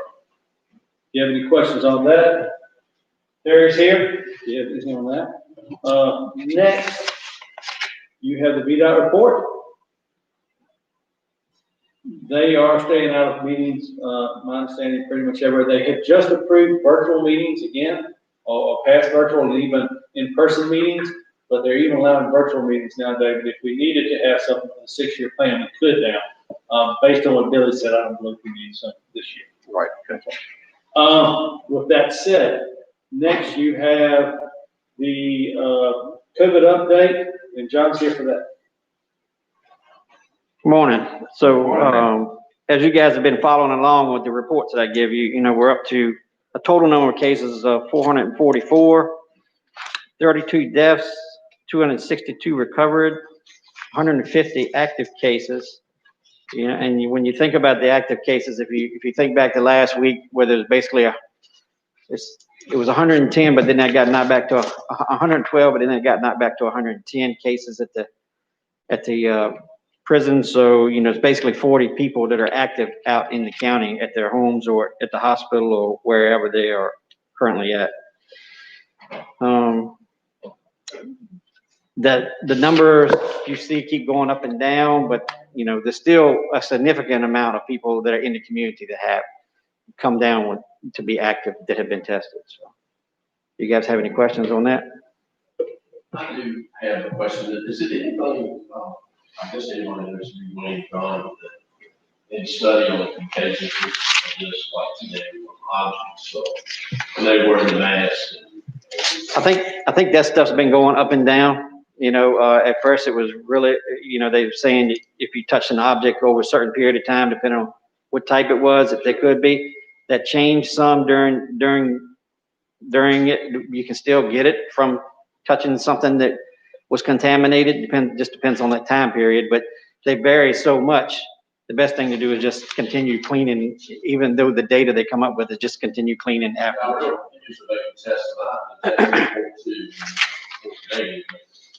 You know, people get this, get too close to somebody and sneeze or cough on somebody, and they go, keep it 4 inches up the nose to do the test. Yeah, it's and a lot of people are asymptomatic some of the ones I've talked to that are positive are just walking around, they're normal. I mean, they don't have any symptoms at all. But I'm being told that anywhere from 2 to 14 days from contact is when you could actually come down with it, where you can be contagious to somebody else. Any prediction on how long you know have to do this? Been hearing through the spring of next year. I would just say what the news people are saying, and that's until the vaccine comes out and everybody starts getting it. So maybe some normal resolve by next year. You know, we had a whole lot of calls with, we had a whole lot of calls with a lot of state agencies, you know, in the beginning of this, because it was being handled very much as an emergency situation, and it was then. But I filled a survey out last week on how those calls went, and basically they went for a while, and then people stopped getting on them because this was becoming a norm. And everybody has settled into it. So, if that helps you out. One thing I guess kind of bugged me a little bit, what I'm hearing anyway, is that you can't just ask to be tested. You have to actually have symptoms and all this kind of stuff to even get a test. There are certain criteria to be able to get a test, and except for some of the drive-by testing they did about a month ago, they would test anybody that showed up. So I guess they do that based on how many tests that they have available to them to try to keep from running out of tests for those that are really having symptoms, I guess. Right. That's sir, and also it takes anywhere from a minimum of 3 to 4 days to 7 to 2 weeks. We've had people come back 2 weeks afterwards and just get their test. Okay, we had one that tested positive. The next day, he was off quarantine. So they're limited, I think, because they cannot get him through the system. Right. And also, of course, they look at, you've got a 10% positivity case. Well, if you're only testing people who are having symptoms or have been exposed, you're going to have a fairly high positivity rate to begin with versus I'm testing everybody in the community. So some of the information that's sitting out kind of is tilted, because if you're only testing possible positive cases, then you're probably going to get a high rate. Why is the test, why is it vary time-wise? Like, who's doing it? And getting backed up at the labs. And whether they can get the material they need to do the test. Because there's certain chemicals that they need to do the test, if I understand. And if they can't get those in supply, then they just have to sell the test until they ship it. And then they run them all through. And then they wait again. They ramped up a whole lot, especially with like LabCorp. They ramped up a whole lot, and and was able to get the testing down to a certain number of days, very small. And then it seems like after a whole lot of drive-by testing went through, then the testing got further behind again. So I don't know if it's could be materials, it could be staffing, it could be whatever. In my life, in our situation, the labs communicate directly with the person who took the test. The time between when that information gets to the Department of Health or emergency officials is at least 2 days. Could be, yep. And we had, because the quarantines and then the inspections, how do you call it, the follow-up, to be able to tell anybody that they were in close shape with. We've actually had to have our nurses be in a position to be able to do that work for the Department of Health so that we can get the word to people who might have been infected as soon as possible. Because they're immediately put on quarantine for 2 weeks, and that's, one time in our school, in our offices, we had almost no secretaries in place because of some connection that we had there with the department. Although nobody ever showed any symptoms of COVID. Last night, I actually looked at the data for our area, and when we had those drive-through testing, that was probably the most testing we were having done in a period of time at the end of June, beginning of July. And that was when we actually had the lowest positive case rates too. But now we have, a lower amount of testing and more positive case rates based on, of course, they only getting the test when they have the symptoms. Another outbreak in Camp Hall, we didn't have that under control. I know there was an outbreak in Chase City and the church had been closed. Are you aware of that? I don't really know what they're doing specifically. I know they're doing a whole lot of cleaning. They have a special crew that goes through and sprays chemicals to kill the virus in the prisons. And they've been over there. I know they've been doing that. I'm not exactly sure how they're moving the infected people around. I think there were some stories in the paper as to how that was happening. But I'm sure they're doing whatever they can to limit the exposures. But in that type of setting, it's tough to lock down something like that. I'm not sure that we won't see more cases out of that. Have we experienced many false negatives or false positives or whatever? I would say one or two that I know of, and the one we put one on the list, and you probably saw that in the email, because you guys only see numbers, and we only see numbers, and so one of those was actually taken back off because of a contaminated lab scenario where they retested and that person was not positive. It was a false positive on that. Okay. All right, John, thank you very much. You also have our minutes from our first meeting where we expended funds in front of you all. We had a meeting last week. Those minutes will be going out. I want to get them done this week. And we have a meeting every other week. We are spending monies. They are getting ready for a second round of the cards. This one for $200,000, if I'm not mistaken. Which will be coming out September, I think, 8th.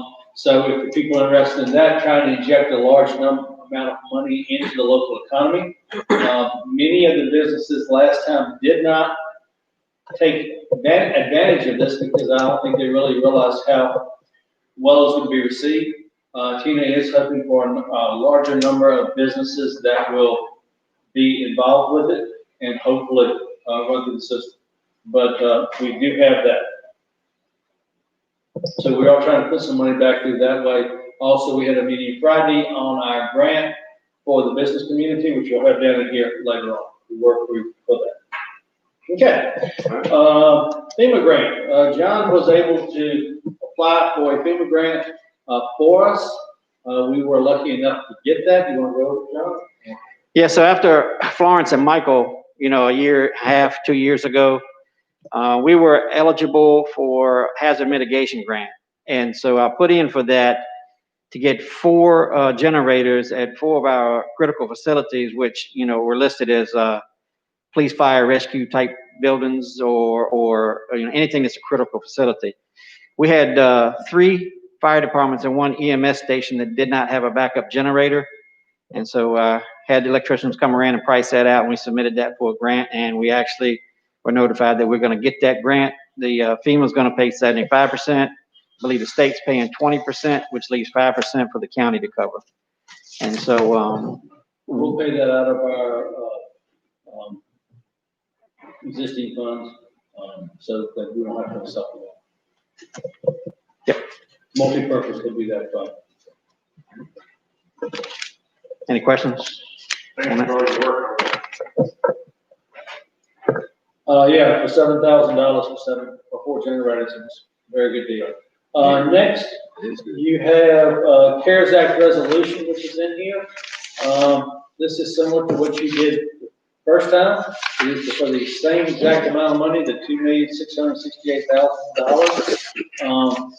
This will go again, we will supply this out again in the percentages we did with the towns, with what staff is proposing, and what the committee thought was best. Some of the towns really got low amounts, like Boise paid $30,000. We are reviewing those requests, and we're also asking for any of the towns to allocate their money coming in September and give us what they plan on spending so that we can reallocate whatever's not used. Currently, we're looking at probably a little over $1 million after what I filled out the other day, but we're looking at trying to do some broadband, part of this also. There's some CALS money in this, which is Cell on Wheels, which we've gotten in touch with Paul, trying to get those up in areas where we need them. We're also looking at putting in broadband service at Buckhorn, Lake Gaston, and Palmer Springs at those fire departments, so people can go there and download, upgrade their files back. Those will only be available during certain hours of the day. I'm not going to have them so that the fire department has to worry about who's hanging out in the parking lot at 12:30 at night. So this would be like from 6 in the morning till 9 at night, 10 at night. And that's what we're looking at. We're also looking at some other areas where we have public parking that people can pull into. So we'll try. If y'all think of any of those areas, let me know. Paul will be working. He has the maps showing where he's having issues, so they will be working on that. Okay. I do need a motion though to approve the CARES Act resolution, sir. So moved.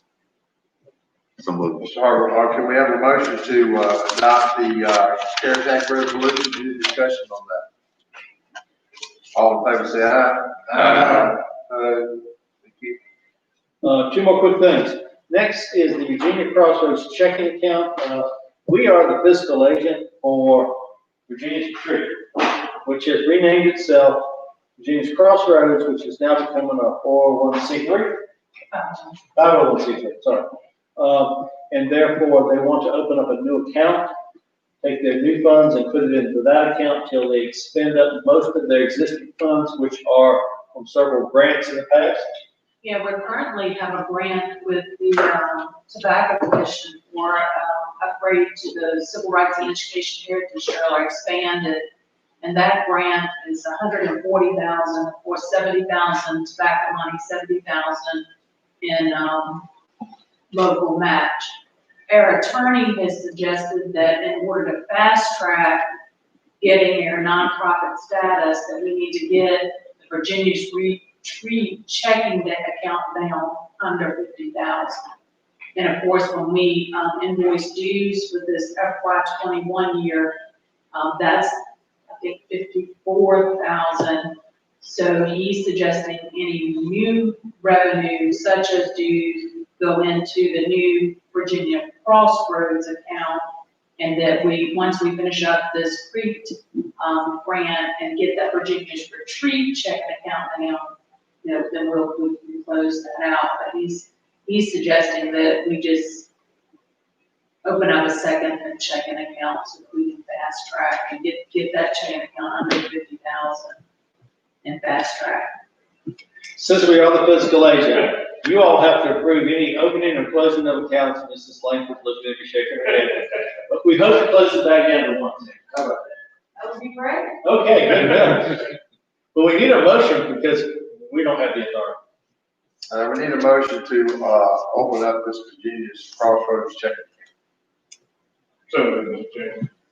Motion to open the checking account in discussion. All in favor, say aye. Aye. Opposed? Thank you. Okay, finally, we had our meeting Friday. We have not gotten the final announcement, but we are approved for our small business recovery assistance project, which is $400,000 through the planning district. They actually, I think, were able to get all of theirs they applied for, which really shows a lot. What is going to be out of that? We have a program design. The committee worked on that again Friday afternoon, and we are requesting that you allow staff to sign off on that program design based upon the recommendations of the committee. You all have that sitting in front of you. It was changed. And also, we need to have a new non-discrimination policy approval. As part of this, the reason why this is being requested by DHCD is you all do not meet again till September 12th. They will not start the project at all until both of these things are signed. So we would lose another month, and that doesn't give us much time because it's supposed to be done by the end of the year. So in order to try to move this forward, and the fact that these businesses could have to wait easily 45 days from the time they start putting their money to get it back, because it is on a reimbursement basis, we would request that you authorize staff to approve it, program design based upon what the committee says and DHCD says, and the non-discrimination policy. Good, all right. Y'all have questions for me? I'll try to answer. Anyone? Yeah, got a question? You said 400,000, because this is 500,000. Correct, that's, the total what they said the other day was, okay, well, 400, but I would approve it for this amount. They said 400 and then we hit 20,000 more. It's a fluid motion up there. DHCD has said they have not ever done one of these this quickly at all. We were notified last Friday and met this Friday. So, That's correct. yeah, it really is. You understand? So it's being played by ear. So. I'll make a motion that we approve it as staff. You heard that motion and Mr. Carter's explanation, any discussion? All in favor of the motion, say aye. Aye. Thank you, sir. That's all I have. All right. You have in your minutes the Lake Country Airport Commission minutes for informational purposes. Secondly, we need to appoint this morning a member to the planning commission to replace Mr. Joseph Taylor, who left the South Hill County Council no longer serve. We sent out to you all a bio for Dr. Michelle Edmonds, and she will be representing my district. So at this time, I'll be glad to answer any questions you have about her. But at this time, I would like to enter Dr. Michelle Edmonds' name into nomination to serve on the Mecklenburg County Planning Commission. Anybody have any questions? All in favor of that motion, say aye. Aye. Thank you very much. I'm just going to be real brief on the consent calendar. You've got the consent calendar there. If you don't have any questions concerning that, we need a motion to adopt the consent calendar as presented. Consent calendar as presented. Motion to adopt. All in favor of the motion, say aye. Aye. On the Lake Gas and Weed Control Council, I'll just be real brief on that. We had a meeting, I guess a week or so ago. I attended it virtually. It was the meeting at the Lake Gas Fire Department. I elected to do virtual. But anyway, it was a very informative meeting. We still have some issues with hydrilla. I don't think that's ever going to go away completely, but now we have this other issue, Lingbia, it's called. It's really not a weed. They tell me it's an algae. And when you see it on the surface of the water, especially back in some of the coves and all, it is a gross looking thing. I mean, it's just clumps of algae floating on the water, and obviously it's a hindrance to boaters. fishermen, you know, recreational use of the lake of any kind. But, so, you know, we're addressing that through our representative from the NC State University, who does an excellent job. What's her name? Jessica. Jessica. Kaufman. Yeah, she does an excellent job with this, and they're constantly doing research. Of course, some of the research, you know, got put on hold with the pandemic because folks couldn't go to work. And you know, a lot of this stuff is done in the lab, so you've got to be there kind of a thing. But anyway, we adopted a budget for the next year. It was a little over $1 million to fight this hydrilla, but mainly this Lingia. And I think you all got all that information in your packet. And I would encourage you to go through and look at her presentation. All that was in the package.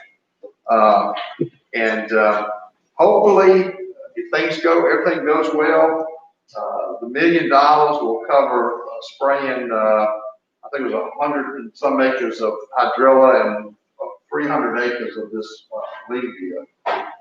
And so just let you know that the Weakenville Council is certainly being proactive in fighting this thing. Anytime you have freshwater lakes, like Bugs Island, Carr Lake, if you will, Lake Gaston, you're going to have these issues. They're just never going to go away. We're always going to have to address them. But anyway, I want to extend to my board, on behalf of the council, appreciation for the funding that we do for that. We've got 5 counties that participate, as well as Virginia Beach, and I think we get some state funding from North Carolina as well. Virginia can't get them on board yet. Still working on it. But. So anyway, if anybody got any questions about any of that? I think one of the main things, hydrilla can be treated. There's really no silver bullet for Lingia. When you say Glenn, they try different things, and what works here doesn't work there. Yeah. So it's going to cost around that's $25 so $1 million more. The hydrilla's going to last. Is that what it costs to spray it? I was just all of that is direct, pretty much direct cost. With I think there's a couple $100,000 in there to fund the research. No, I was just trying to figure out how much it cost. You know, an acre to kill that. So yeah, it's 2,500 when I came up. It's a lot less for hydrilla, a lot more for Lingia. Okay. Yeah, that's what's it cost to put hydrilla to kill that? I'm just curious. I'm not sure. But I think it's actually in the minutes. I'm not sure on a per acre basis. 430 acres, Jim. The budget's $1 million. The budget's $1,110,000. Some of the hydrilla areas are treated several times. Lake-wise, some are treated once, some are treated twice. Any of the public boat ramps are treated with contact sprays 3 to 4 times a year, Glenn, if I'm not mistaken, depending as it goes up, so that they don't catch the travel with it. It just depends. There's different. One thing that they try to tailor here is different spraying regimens for different areas, so that you don't end up with everything. It's not a blanket. And some of it depends upon water flows with regards to when they spray and how well it treats. If you spray today and you had a huge influx of rain, it can very well affect that treatment. You might go back. Yeah, well, aside from the pandemic being somewhat of a setback this year, you've also had these heavy rains and the water levels and all that. It's been a challenge. So anyway, okay. Can we take a 5-minute break since you got right there? You got a bunch of people out there what's going? Yeah, it was not a problem. No, it's. We've been at it for 2 hours here. So yeah, let's take 20 years, I guess. Yeah, let's take a 10-minute recess. I think Mecklenburg County contributes contribute, one of the highest contributors, 114, 116. Yeah. But We got a lot of lake. well, we've got. more layers in the other things. Yeah. I mean, yeah, I mean, from the river all the way down, it's a lot in Mecklenburg. A lot of short land.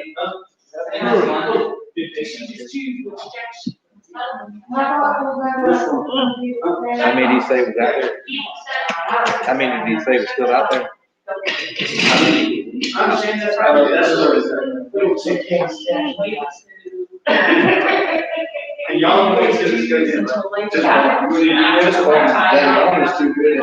Right. We need to ask them if they prepared lunch. Nancy, can you email that to both of the people at the paper so that they have it, they know what's going on, but can you do that now, because the deadline is 1, 2. Y'all tell me what y'all want. Hey,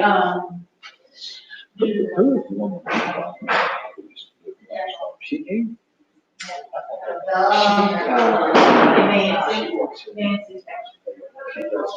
Did you do it from Jenny? Is she on there? Did you do it from Jenny? No, Or Arthur? Southfield Enterprises? That's true. And That's still then- separate. I think she just does the. I've seen it somewhere. I mean, you make her Yeah, she- sign. It's must have been So good for her. not around the room. Yeah, no, It's back of her. She does it. Southfield Enterprise and. Okay. And it's the public hearing on the line.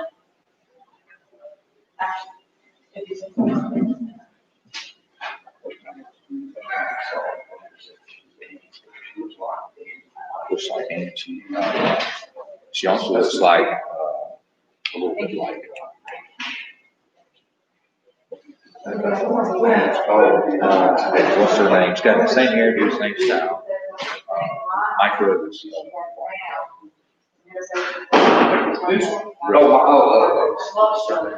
What I make. You know what I'm talking about? It sings so beautiful. She did. But she wears her hair just like that. And she's like said something. I'm gonna try to see when we.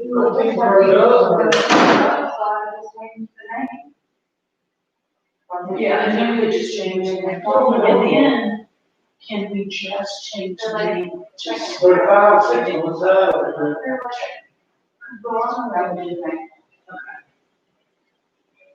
I'll have to make it today. Were you there when we were talking, Nancy was talking about signing? Yeah. I didn't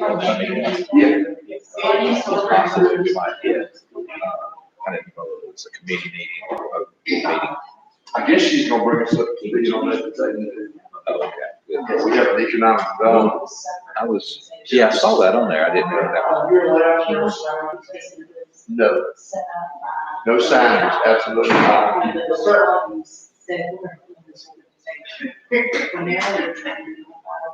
Get into that. 3 minutes. 3 minutes. What? 1 minute.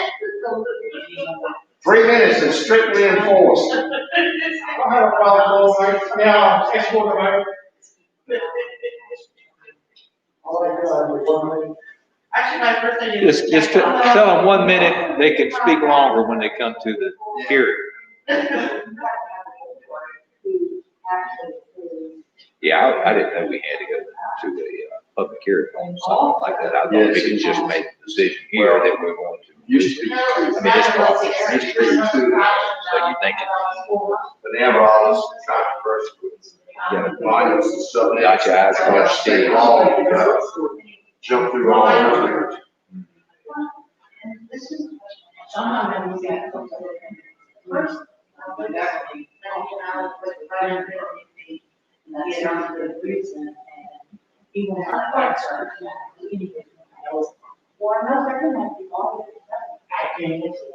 Yeah, they seem to me, once it.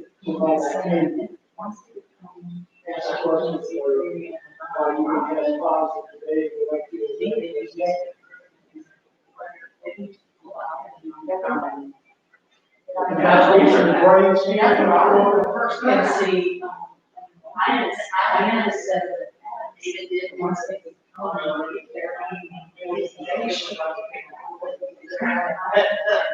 He has to get his lots.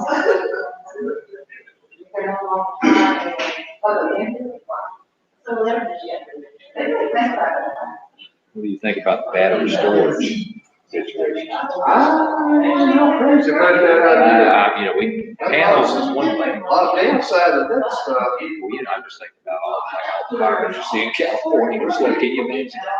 Something explosion, the chemicals out of it, and the fire, they could wipe out how many thousands of acres of timber and everything else. So, I don't know, and then the ground's contaminated, maybe.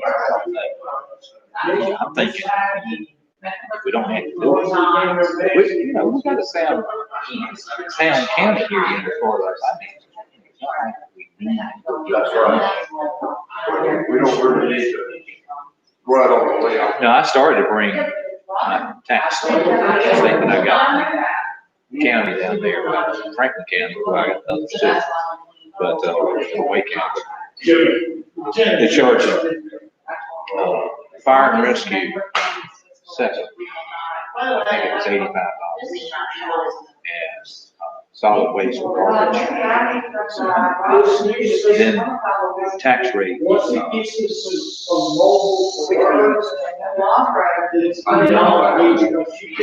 know, I had a sale right online. Right. And when it's all finished, it was $480. Yes. You know, I got houses up here that house, some of my most, you know. But that's what they did. They make it sound good at 68. Because it reminds me of all the other, you know, people that do line item stuff. You know, that'd be good on it.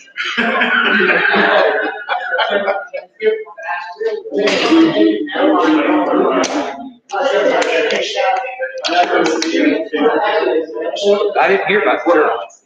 Are they using gas? There's a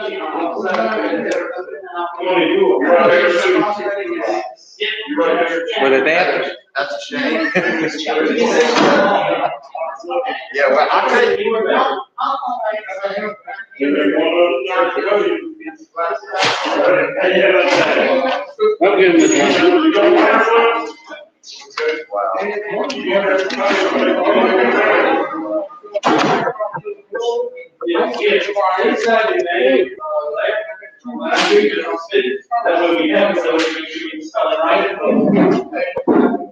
Yeah. Think so? Well, I apologize for the phone going on, but I've got my emergency call thing, and if she calls, it rings anyway. are we? One more. That's right. Keep feeding the donut problem.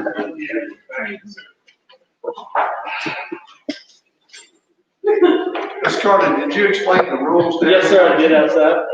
I'll let them know, I told them, I'll have the stopwatch, I'll let them know when the 2 minutes is up, if they have one more minute, and then I'll notify them when the time is up. So, All right, thank you. Well, we got everybody back? Okay, well, let's come back to order, and we're in public comments session, so let's start. First speaker. Oh, introduce yourself. Is the mic on? yes, sir. Okay. Good morning. Morning. Yeah, still morning. I'll probably read some of this so I can finish in 3 minutes. I am here as a member of the American Legion Post 79 in South Hill. I'm proud to say that I'm a United States, Lewis Wells, I'm sorry. I'm proud to say that I'm an American United States veteran.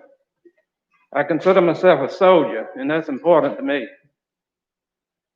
From the days of my Army experience, a soldier is given or expected to carry a mission. A mission is a specific task or duty assigned to a person or group of people. The statue across the street in front of the courthouse is that of a soldier. A soldier from the Confederate Army, and a part of their history, as all of you know. Their mission included fighting for certain territorial rights. I understand that consideration is being made for removal of the statue. Folks, where does it stop?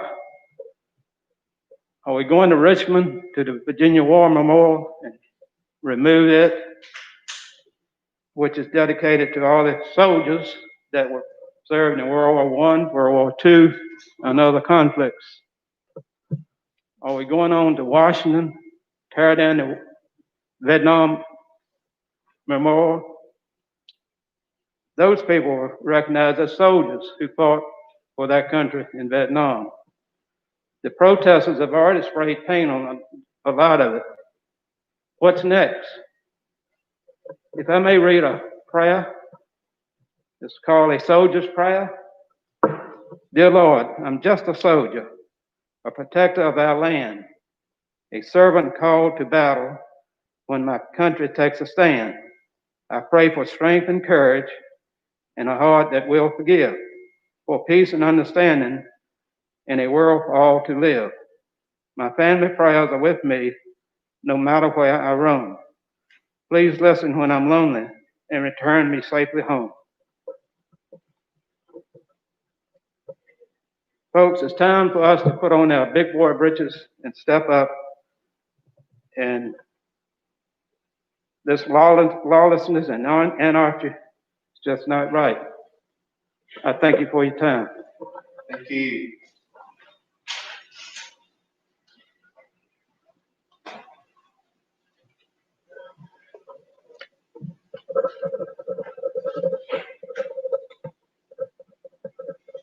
Good morning. Morning. My name is Charles Farrar. I'm a member at All Saints Episcopal Church in South Hill. And I'm glad to be here with you this morning. I'm here today to say to you that the presence and the location of the courthouse monument is inappropriately located because it does not convey equality for all because of what the Confederacy was fought over. I respect ancestors. As a former soldier, I respect soldiers. I respect the notion of heritage. But we can remember all of that and those entities and still have them placed appropriately. The grounds of the courthouse here in the center of town is not the proper place to remember the Confederate soldier and his endeavors. We don't want that particular remembrance placed there because our courthouse is intended to serve as a place where equal justice is meted out to all of our citizens. And now I'd like to introduce Mike Shepard, also from All Saints Episcopal in South Hill, who chairs our All Saints Episcopal Veterans Ministry.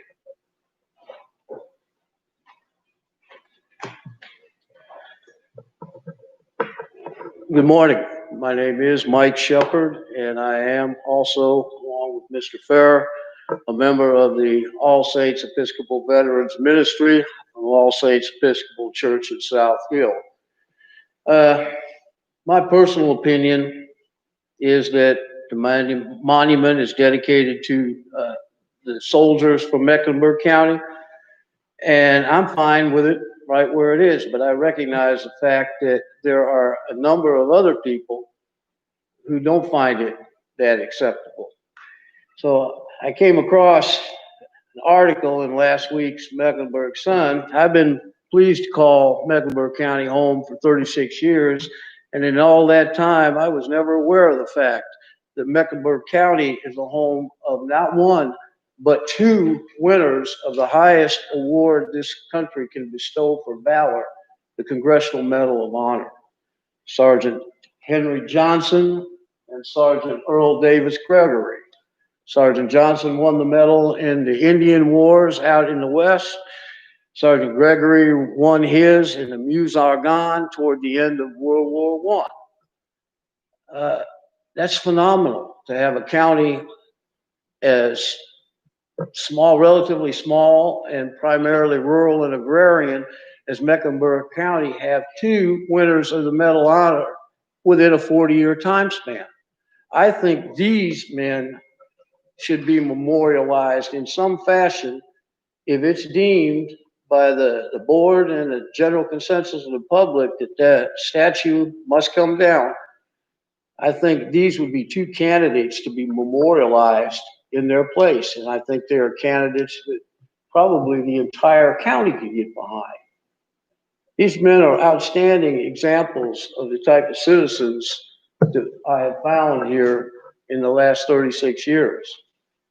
I'd just like to say my hats are off to the organizers and the participants to the 5 marches and demonstrations we've had since the 1st of July, because I have seen nothing to indicate that these marches caused any defaced, damaged, or destroyed property or caused any injuries to anybody else. There are many other segments of our country that could learn a lot from the citizens of Mecklenburg County.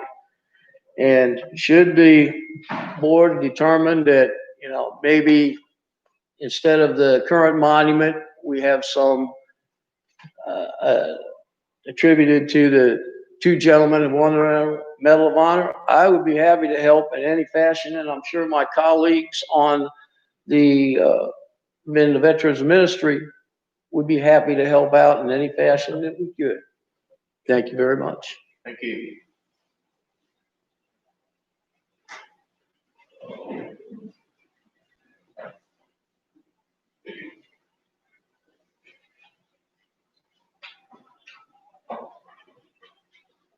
Good morning, Mr. Chairman and board members. I'm here for a different reason. I'm here about one of our secondary roads that needs some repair to it. Oh, Jimmy Rogers, I'm sorry. I live out on Rogers Road going towards Clarksville. The road is getting narrow. Over the years, as they resurfaced, it would gradually inch in. So it's getting narrow for two-way traffic sometimes.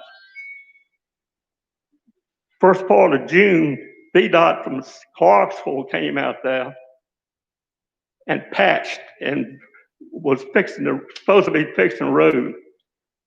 Unfortunately, it's in worse shape now than it was before they even come out there. It's rough. They don't know how to run a straight line on the ditch.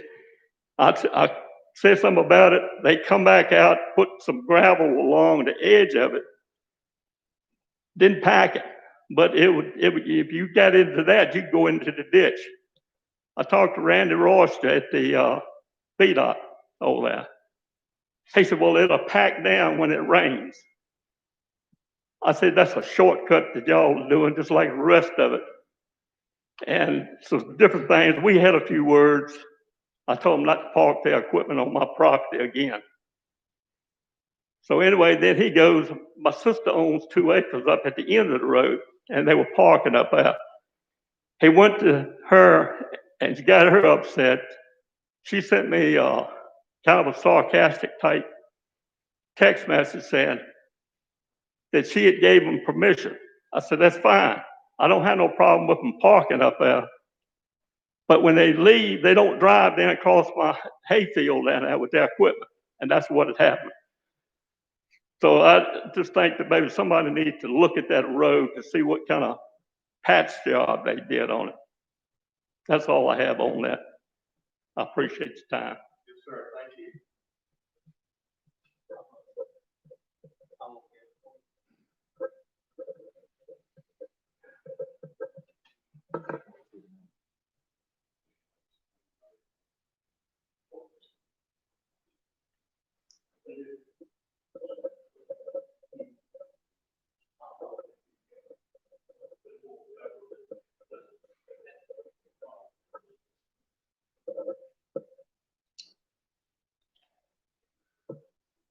Well, good afternoon, Mr. Chairman, members of the board.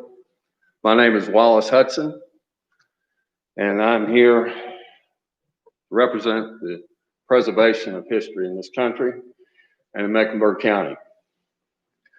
Mecklenburg County has got a very proud heritage. We've got some very fine ancestors, and we have got some of the greatest folks in this county that are basically, we're trying to see how far we can jump when somebody says something. And that's poorly worded, but the problem is this. In the past 4 months, this whole nation has seen nothing but an extreme period of unrest. It went from a stable society to almost anarchy. And what we're doing in Mecklenburg County, if we remove this monument, will be kowtowing to groups that for years, nothing has ever been said about it. And I said, and Mecklenburg County should not follow in the same path as Richmond. My question to you all is, if you would, instead of removing it, instead of the board removing it, taking that upon yourselves, let the citizens of Mecklenburg County vote on it in a referendum. It's a very controversial issue, but let the citizens of this county make that decision. You all make decisions on a lot of different things. You probably consider this a matter that, you know, you can do anything you'd like to with it. And I don't say that callously, but this is a national issue. And we had a lot of people that fought and died in that war. And regardless of whether you fought for the Union or fought for the Confederacy, you were still Americans, they were still Americans, and they were still soldiers. And those soldiers need to be honored. And, is that my 1 minute? Mm-hmm. Okay. And I think that's what we need to do. It's controversial, we know, but it doesn't need to be. It will remain controversial if you all decide to make this step on your own and vote on it. Let the citizens of the county make that determination, and everybody will live with whatever that results in. And I thank you for your time. Thank you. Yes, sir.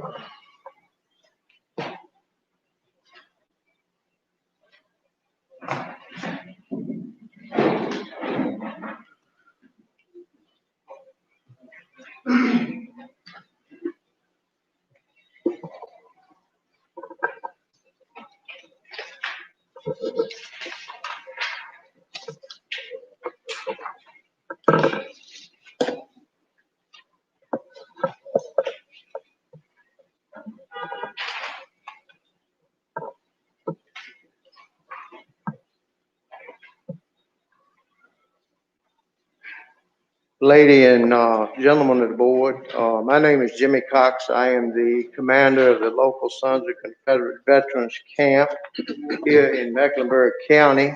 I'll probably be just as brief as everybody. I do want to say this is a hotbed issue. From what we've heard this morning, it's not going to end today. So best wishes to all. But I want to give you some facts of the monument. And the first fact is the monument was erected in two parts. The granite base around 1900 and the generic statue around 1909. Fact number two, it was purchased by the LA Armistead Camp number 26 of Confederate veterans with money from 9 years of fundraising. Mecklenburg citizens and the Mecklenburg Board of Supervisors all chipped in. Number three, Mecklenburg Board of Supervisors allowed it to be erected on the courthouse lawn. Number four, there was no lease or deed. It was an agreement between the county and the aging veterans. Number five, the statute does not honor any particular person, nor does it honor any government agency. It is only honors Mecklenburg soldiers, men, citizens, boys. It doesn't promote any government or any issues or any ideals that whatever you may feel about it. Number six, to remove it would be breaking a bond of trust between county government, battle-worn soldiers, and the citizens that donated. It also shows an agreement with Mecklenburg, even years later, is not going to be honored. Take a look at the pictures Ms. Carter handed out and search your heart. Show the people this board is trustworthy by voting to leave the monument where it was originally placed and agreed upon. Fact number seven, it's a memorial to a past generation of men who fought, bled, were maimed, and died, all at the request of the state of Virginia and the county of Mecklenburg. This body of government encouraged these men and boys to fight. Don't break the trust or word between this governing body and the citizen soldiers of long ago.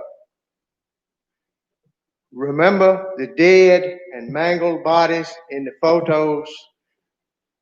This whole nation had that. They were all patriots to do what they thought their government wanted them to do. To label them as anything other than patriots, because they were just citizens. They just went and fought. Okay, so I'm gonna have to cut you off in 3 minutes. Is up. Oh, okay. I'm sorry, Wayne. I didn't see you. Very much. Ain't no problem. Well, I was watching and television. Thank you. No problem. Thank you all for the consideration. I think that's everybody in here discussion, so I'm gonna get y'all ready to the next. Look at this. There's only a couple of them.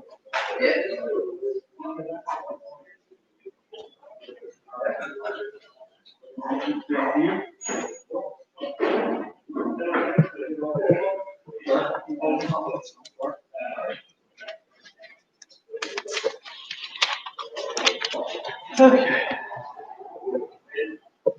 The other gentleman's gonna give us his name, and he's gonna stand at the door because he said he can't wear the mask because of health reasons, okay? Okay. Okay. Good afternoon. Brandon Estes. I live in Chase City, 31257 Highway 49.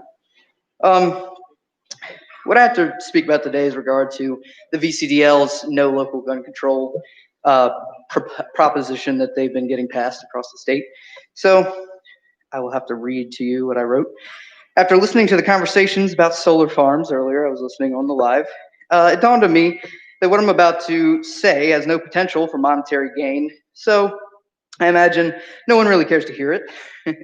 But there is no money to be made in protecting citizens' rights, but I digress. So in regards to VCDL's no local gun control proposal that is being passed by localities across the state of Virginia as we speak, I feel as though some of us need a reminder of what our rights actually mean. Because it would seem some folks are pro-gun, but not pro-Second Amendment, and there is a difference in my interpretation. Well-regulated militia being necessary to the security of a free state, the right of the people to keep and bear arms shall not be infringed. What does this mean? Well-regulated means well-equipped, not restricted by government intervention, as some would think. Necessary to the security of a free state, militias are used to protect free communities from encroaching tyranny and forceful entities that would seek to subdue or eradicate that community for political or territorial reasons. Communities reserve the right to equip responsible and well-trained individuals with modern weapons and armor necessary to face and defeat an equally equipped invading force, including but not limited to its own government, lest be conquered by those that do not seek goodwill upon us. Keep. Keep means to own and stow on one's legal property. You can't tell me that I can't own it, nor can you tell me where to keep it. Bear means to wear upon oneself. You can't tell me I can't wear a firearm on my person. Concealed carry permits in themselves are tyranny, considering this part of the amendment. Arms. Dictionaries during the colonial era describe arms as weapons of offense and armor of defense. Again, it's essential to any equipment designed for a military. Infringe, to transgress or exceed the limits of, violate, to defeat, invalidate, to encroach on someone or something, engage in trespassing, invalidate. Invalidate is the current objective of gun control enthusiasts. Ensure the right exists, but is so heavily regulated, it's rendered virtually useless or paralyzed. And a side note, in regards to the concerns about the statue, I would remind you that Joseph Stalin was known to tear down statues as well. Granted, I know that the hearing I heard on the live was that it's to maybe relocate, but I digress. Sorry, your 3 minutes is up. Thank you very much. Thank you.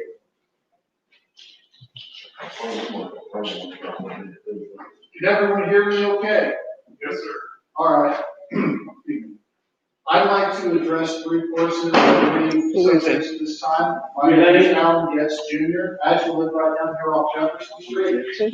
And the 3 subjects I'd like to try to address would be number 1, the monuments, number 2, gun control, and number 3, what I see as a possible tax increase due to the COVID problems. My concern about the monuments rests in something like this. I'm looking farther ahead from what we have here, say 50, 100 years from now.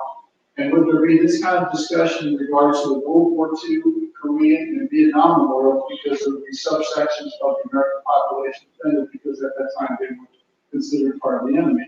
You might want to think about that when we consider regarding put the monuments at the first place. Secondly, in regards to quote gun control unquote, I'm a big believer, if you will, in Article 1, Section 13 of Virginia's Constitution, which in some respects is actually stronger than the Second Amendment to the U.S. Constitution. Let's just leave each other alone about the subject. If you want to defend yourself how you see fit, that's fine. Let me make that same decision for myself. You don't want people telling you how to drive, what to drive, and all this happening. You definitely want for yourself. And in regards to taxation, I'm concerned that with the Virginia Constitution, Commonwealth-wide, there is a provision for the requirement of a balanced budget. My concern is there could be potentially large tax increases, as we've seen, for example, in Nashville, Tennessee, 34%, because sales tax and things have been collected. And I understand that Mecklenburg County has been reserved quite a bit of money for COVID-related expenses, and I'd like to see that money set aside to offset any potential tax increases that citizens and businesses of Mecklenburg County would be forced to suffer in order to keep the Constitution obeyed. Thank you. Thank you very much. Are you in it? I think I'm the last one. No one else, sir. Thank you. Thank you. Where they all go?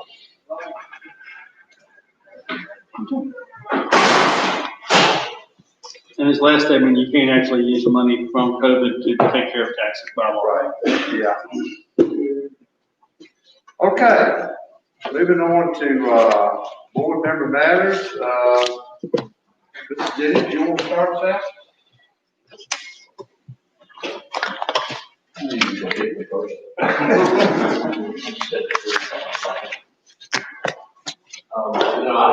don't really know what to say. Mr. Chairman, fellow board members, yes, it's March, middle of the pandemic, and probably the biggest concern I have with that pandemic, of course, is people's health. Along with that is the educational system and children, not only in this county, but in this country, are going to have a fracture in the educational process. Probably will surface somewhere in life. It's not going to happen to all of them. It's certainly going to happen to a high percentage of those children. The other thing is dealing with that pandemic and all the problems that created. We're dealing with what I consider a political correctness issue that gives everyone a level of discomfort, and it shouldn't. It just shouldn't. I have the utmost respect for all of my fellow board members, and I have thought about all of this a lot. And, I just hope we can get some kind of resolve that this whole community and people get along and that kind of thing. And in my opinion, I'm going to go ahead and say that I don't think we have a race problem in this country. I think we have a people problem. Amen. People have not been taught how to respect other people. Doesn't make any difference who they are. It's just a level of just driving on the road and you maybe cut in front of somebody a little quick, or they cut in front of you. You got road rage, all that stuff. You just see it. Get on a highway, and I know Mr. Wilkerson probably experienced this with the tractor. You get 4 or 5 cars backed up behind you, and it's one of them that's going to probably give you a sign that he's not really appreciative of you being in his way. So that's just my opinion. We got people, and I think it's probably just grown over the last 35 years because of some of the ways the educational system, not blaming anybody, but the way the educational system is handled, some discipline issues, and that kind of thing. Hopefully it will give up. People need to do a job of work, take care of their families, try to raise their families right. We don't have a family unit anymore. We don't have morals like we used to. Just a lot of things need to be fixed. I don't know how to fix them. It's not one person's problem. It's everybody's problem in this country. I guess I'll just end with one of Mr. Blakelock's quotes. I'm not going to say anything else, but y'all probably might want to hear what I got to say. Thank you, Mr. Jennings. Ms. Lundy? Number one, I think we are taking the right steps about the monument that we have from the courthouse. I think we're taking the right steps by having a hearing so the citizens can have their input. Secondly, I think the schools should be closed. It's not feelings now. I've been teaching almost 40 years, I think the schools should stay closed for the first 9 weeks, do virtual learning. Because things are now starting to come back over again, breaking out, people having vacations and all kinds of things, and they going different places, going overseas here and there and coming back and bringing things back to their homes and to their communities. I understand what the superintendent is saying about nutrition for the children. They don't have it at home. Safety, many of them don't even have a safe home to go to, and many other things. But I still think we need to stay closed for the first 9 weeks. Thank you. Thank you. Thank you, Mr. Chairman. I don't know whether Mr. Jennings was looking on my notes. He said everything that I was going to say. You just said ditto then. Ditto. But the only thing I can say is this. The greatest commandment is to love the Lord with all their heart, mind, and soul, and love thy neighbor as thyself. when we learn to understand that we have all been generated from the first Adam, then we are all related, kindred by some way or another. I yield back, sir. Thank you. Thank you. He read my notes too, Andy. Yeah, I saw a preacher the other night, and he held up the Bible and he said, this will solve a lot of our problems and stuff. And I think it's so much that's going on right now. And if it's COVID-19, at our church, we got 25 people and our bishop sends down a pamphlet of 40 pages that how we can reopen our church, and stuff like that. I'm almost upset at that, but it's going to be okay, but I kind of disagree a little bit with Ms. London. I don't try to disagree with her much because she can't reach me right now. But I see a lot of the kids out there and all that, and I think they need to be in school as many of them as possible. I'm scared they get down a year and a half, and it's going to make it really tough. And some of them are just not going to get that virtual learning, I don't think. I mean, I've kept my grandkids a lot this summer, and I heard my two daughters kind of talking behind my back. They ain't too comfortable with me teaching them school stuff. The rest, I'm teaching them some stuff, but it ain't school stuff, So they need to. I think they do need to be back in school. And Mr. Nichols has got quite a challenge in front of them with those people. I'm telling you, they got quite a challenge because what they decide today could change tomorrow. It's just that's tough. That's tough. A bigger school system, the schools that we got in place now. Mr. Chairman, that's all. Thanks, sir. Mr. Wilson. And I'd like to, thank you, Chairman, I'd like to hit on everything that was specially said. I agree with much everything that was said as well. But on a better note, I was glad to hear from Tina Morgan about the second round of the county gift card match program, with cash money. We should all be thankful. Everybody's got their thoughts about federal government, but I would say that they've stepped up fairly well to deal with this pandemic on the financial side. Paying it back might be totally something different later on. But I was glad we should be thankful that we had this option, in this second round coming through. This really is going to go a long ways, I think. And then on the lobbies for the solar industry, I really believe it's here to stay. Everybody's got their thoughts and opinions on that as well. But we almost have to be there. I'm glad it seems like they're on top of the game. And we need to benefit every way that we can going forward with that. It's going to inevitably be. So we should do that. And then, just as Mr. Franklin said, we got to continue to support and pray for the school system. I mean, I couldn't imagine having to deal with that, the changing numbers and all of this. And everybody's on the edge anyway. It's just a tough time. And we should really pray for them as well. But again, it's just, good to be on this board. It's a great mutual board. We've got some tough decisions to make, but that's why we're here. I think we'll stay away from it. That's all I have. Thanks, sir.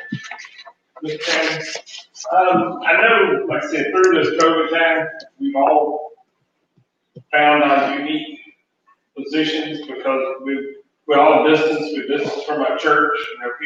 Kids are distance from their teachers. The schools do have a tough situation right there that they've been put in. Teachers, I know some teachers have had to choose whether they want to teach this year. So that's a tough decision for a lot of them. But I know Mr. Nichols is trying to work through it. Like I said, we're trying to do what's best for the children. That may change next week, next month. But we just have to keep working forward with it. And I think through some of the CARES money and stuff that we've spoke about, we really tried to step up to help businesses, help the citizens of the county, because I know a lot of them are having a tough time. There's some that are out of work. There's some that got to make child care decisions too. If the child's going to school or they're not, who's going to watch them. So it's a really tough time. And but as Mr. Shannon said, it's all about how you treat the other person. And that's what we've got to look at in the end, what we've all got to think of, pray about, and understand that we're all in this together. Whether it's this board, whether it's the household, whether it's your county. That's really all Thank you, sir. I just like to ask everybody, how many people have hindsight? We all do, don't we? Now, we've gone through, That's 2020, what's yours? yeah, well, I'm not gonna say what percentage it is, but it's up there sometimes. You know, we in this the people in this country have gone through so far, a unbelievable situation, travesty, whatever you want to call it. And there wasn't a rule book written for it. Oh, this is where you go now. Then you go to point B, go to point 3B or whatever, until you read the whole manual and you followed all the instructions, you got everything right. You know, that would be the easy way if you had that kind of map of what you should do. But, and we're quick to do hindsight on this coronavirus about the way it's been handled with our government.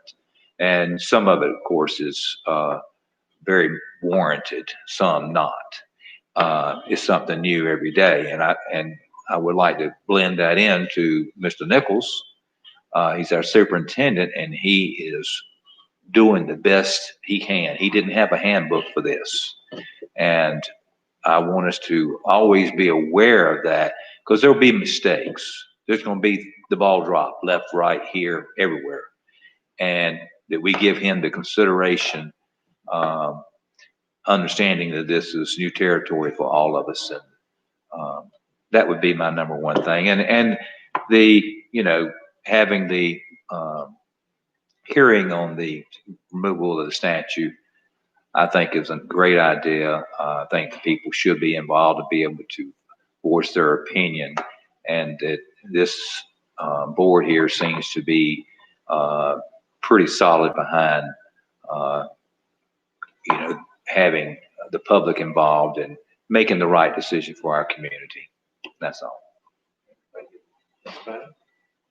You all had something to say at the meeting, but what I wanted to touch me was the beginning, and what Mr. Honorable said, it sums up what I was thinking when you said it.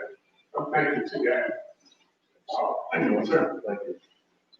Well, kind of playing off what Mr. Jennings said, I don't think, y'all can prove me wrong maybe, but I don't think there's a documented case of a baby being born in this world racist.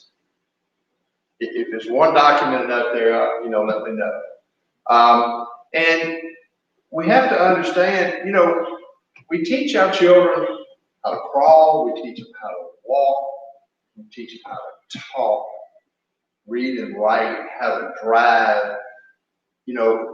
We need to incorporate somewhere in their upbringing racism. And it's not necessarily all about racism. We got these bullying issues. And these children need to be taught that this kind of thing is wrong. It's just absolutely wrong. And racism is not just necessarily centered on our African American friends, but the Latinos and Native Americans, and on down the line. Chinese. Racism essentially is having disrespectful, if you will, feelings about someone not of your race. And so we just got to start teaching that. And like Jim says, we got a people problem, and nobody's going to correct that people problem but us. We've got to step up and correct that. And I know when my wife reads this, she's going to say, "Well, you went to preaching, and I didn't mean to." But anyway, the school situation, like David said, Mr. Nichols has got just a monumental task in front of him, and we've got to support him and do everything we can to help him and our students. And I just, I'm really concerned about those students that are not going to get the level of learning that they need and they deserve. It's just really concerning. I just don't know what the long range effects of that is going to be. You know, but anyway, well, thank you all. Thank you all for your leadership and for all your comments today. And we do have some difficult. We'll do that. We'll do to the best of our ability. We do need to go into closed session for economic development discussion. So we need a motion to go into closed session. We have a motion to go into closed session. All in favor of the motion, say aye. Aye. All right, we're now in closed session. We'll take a couple minutes till we clear the room here.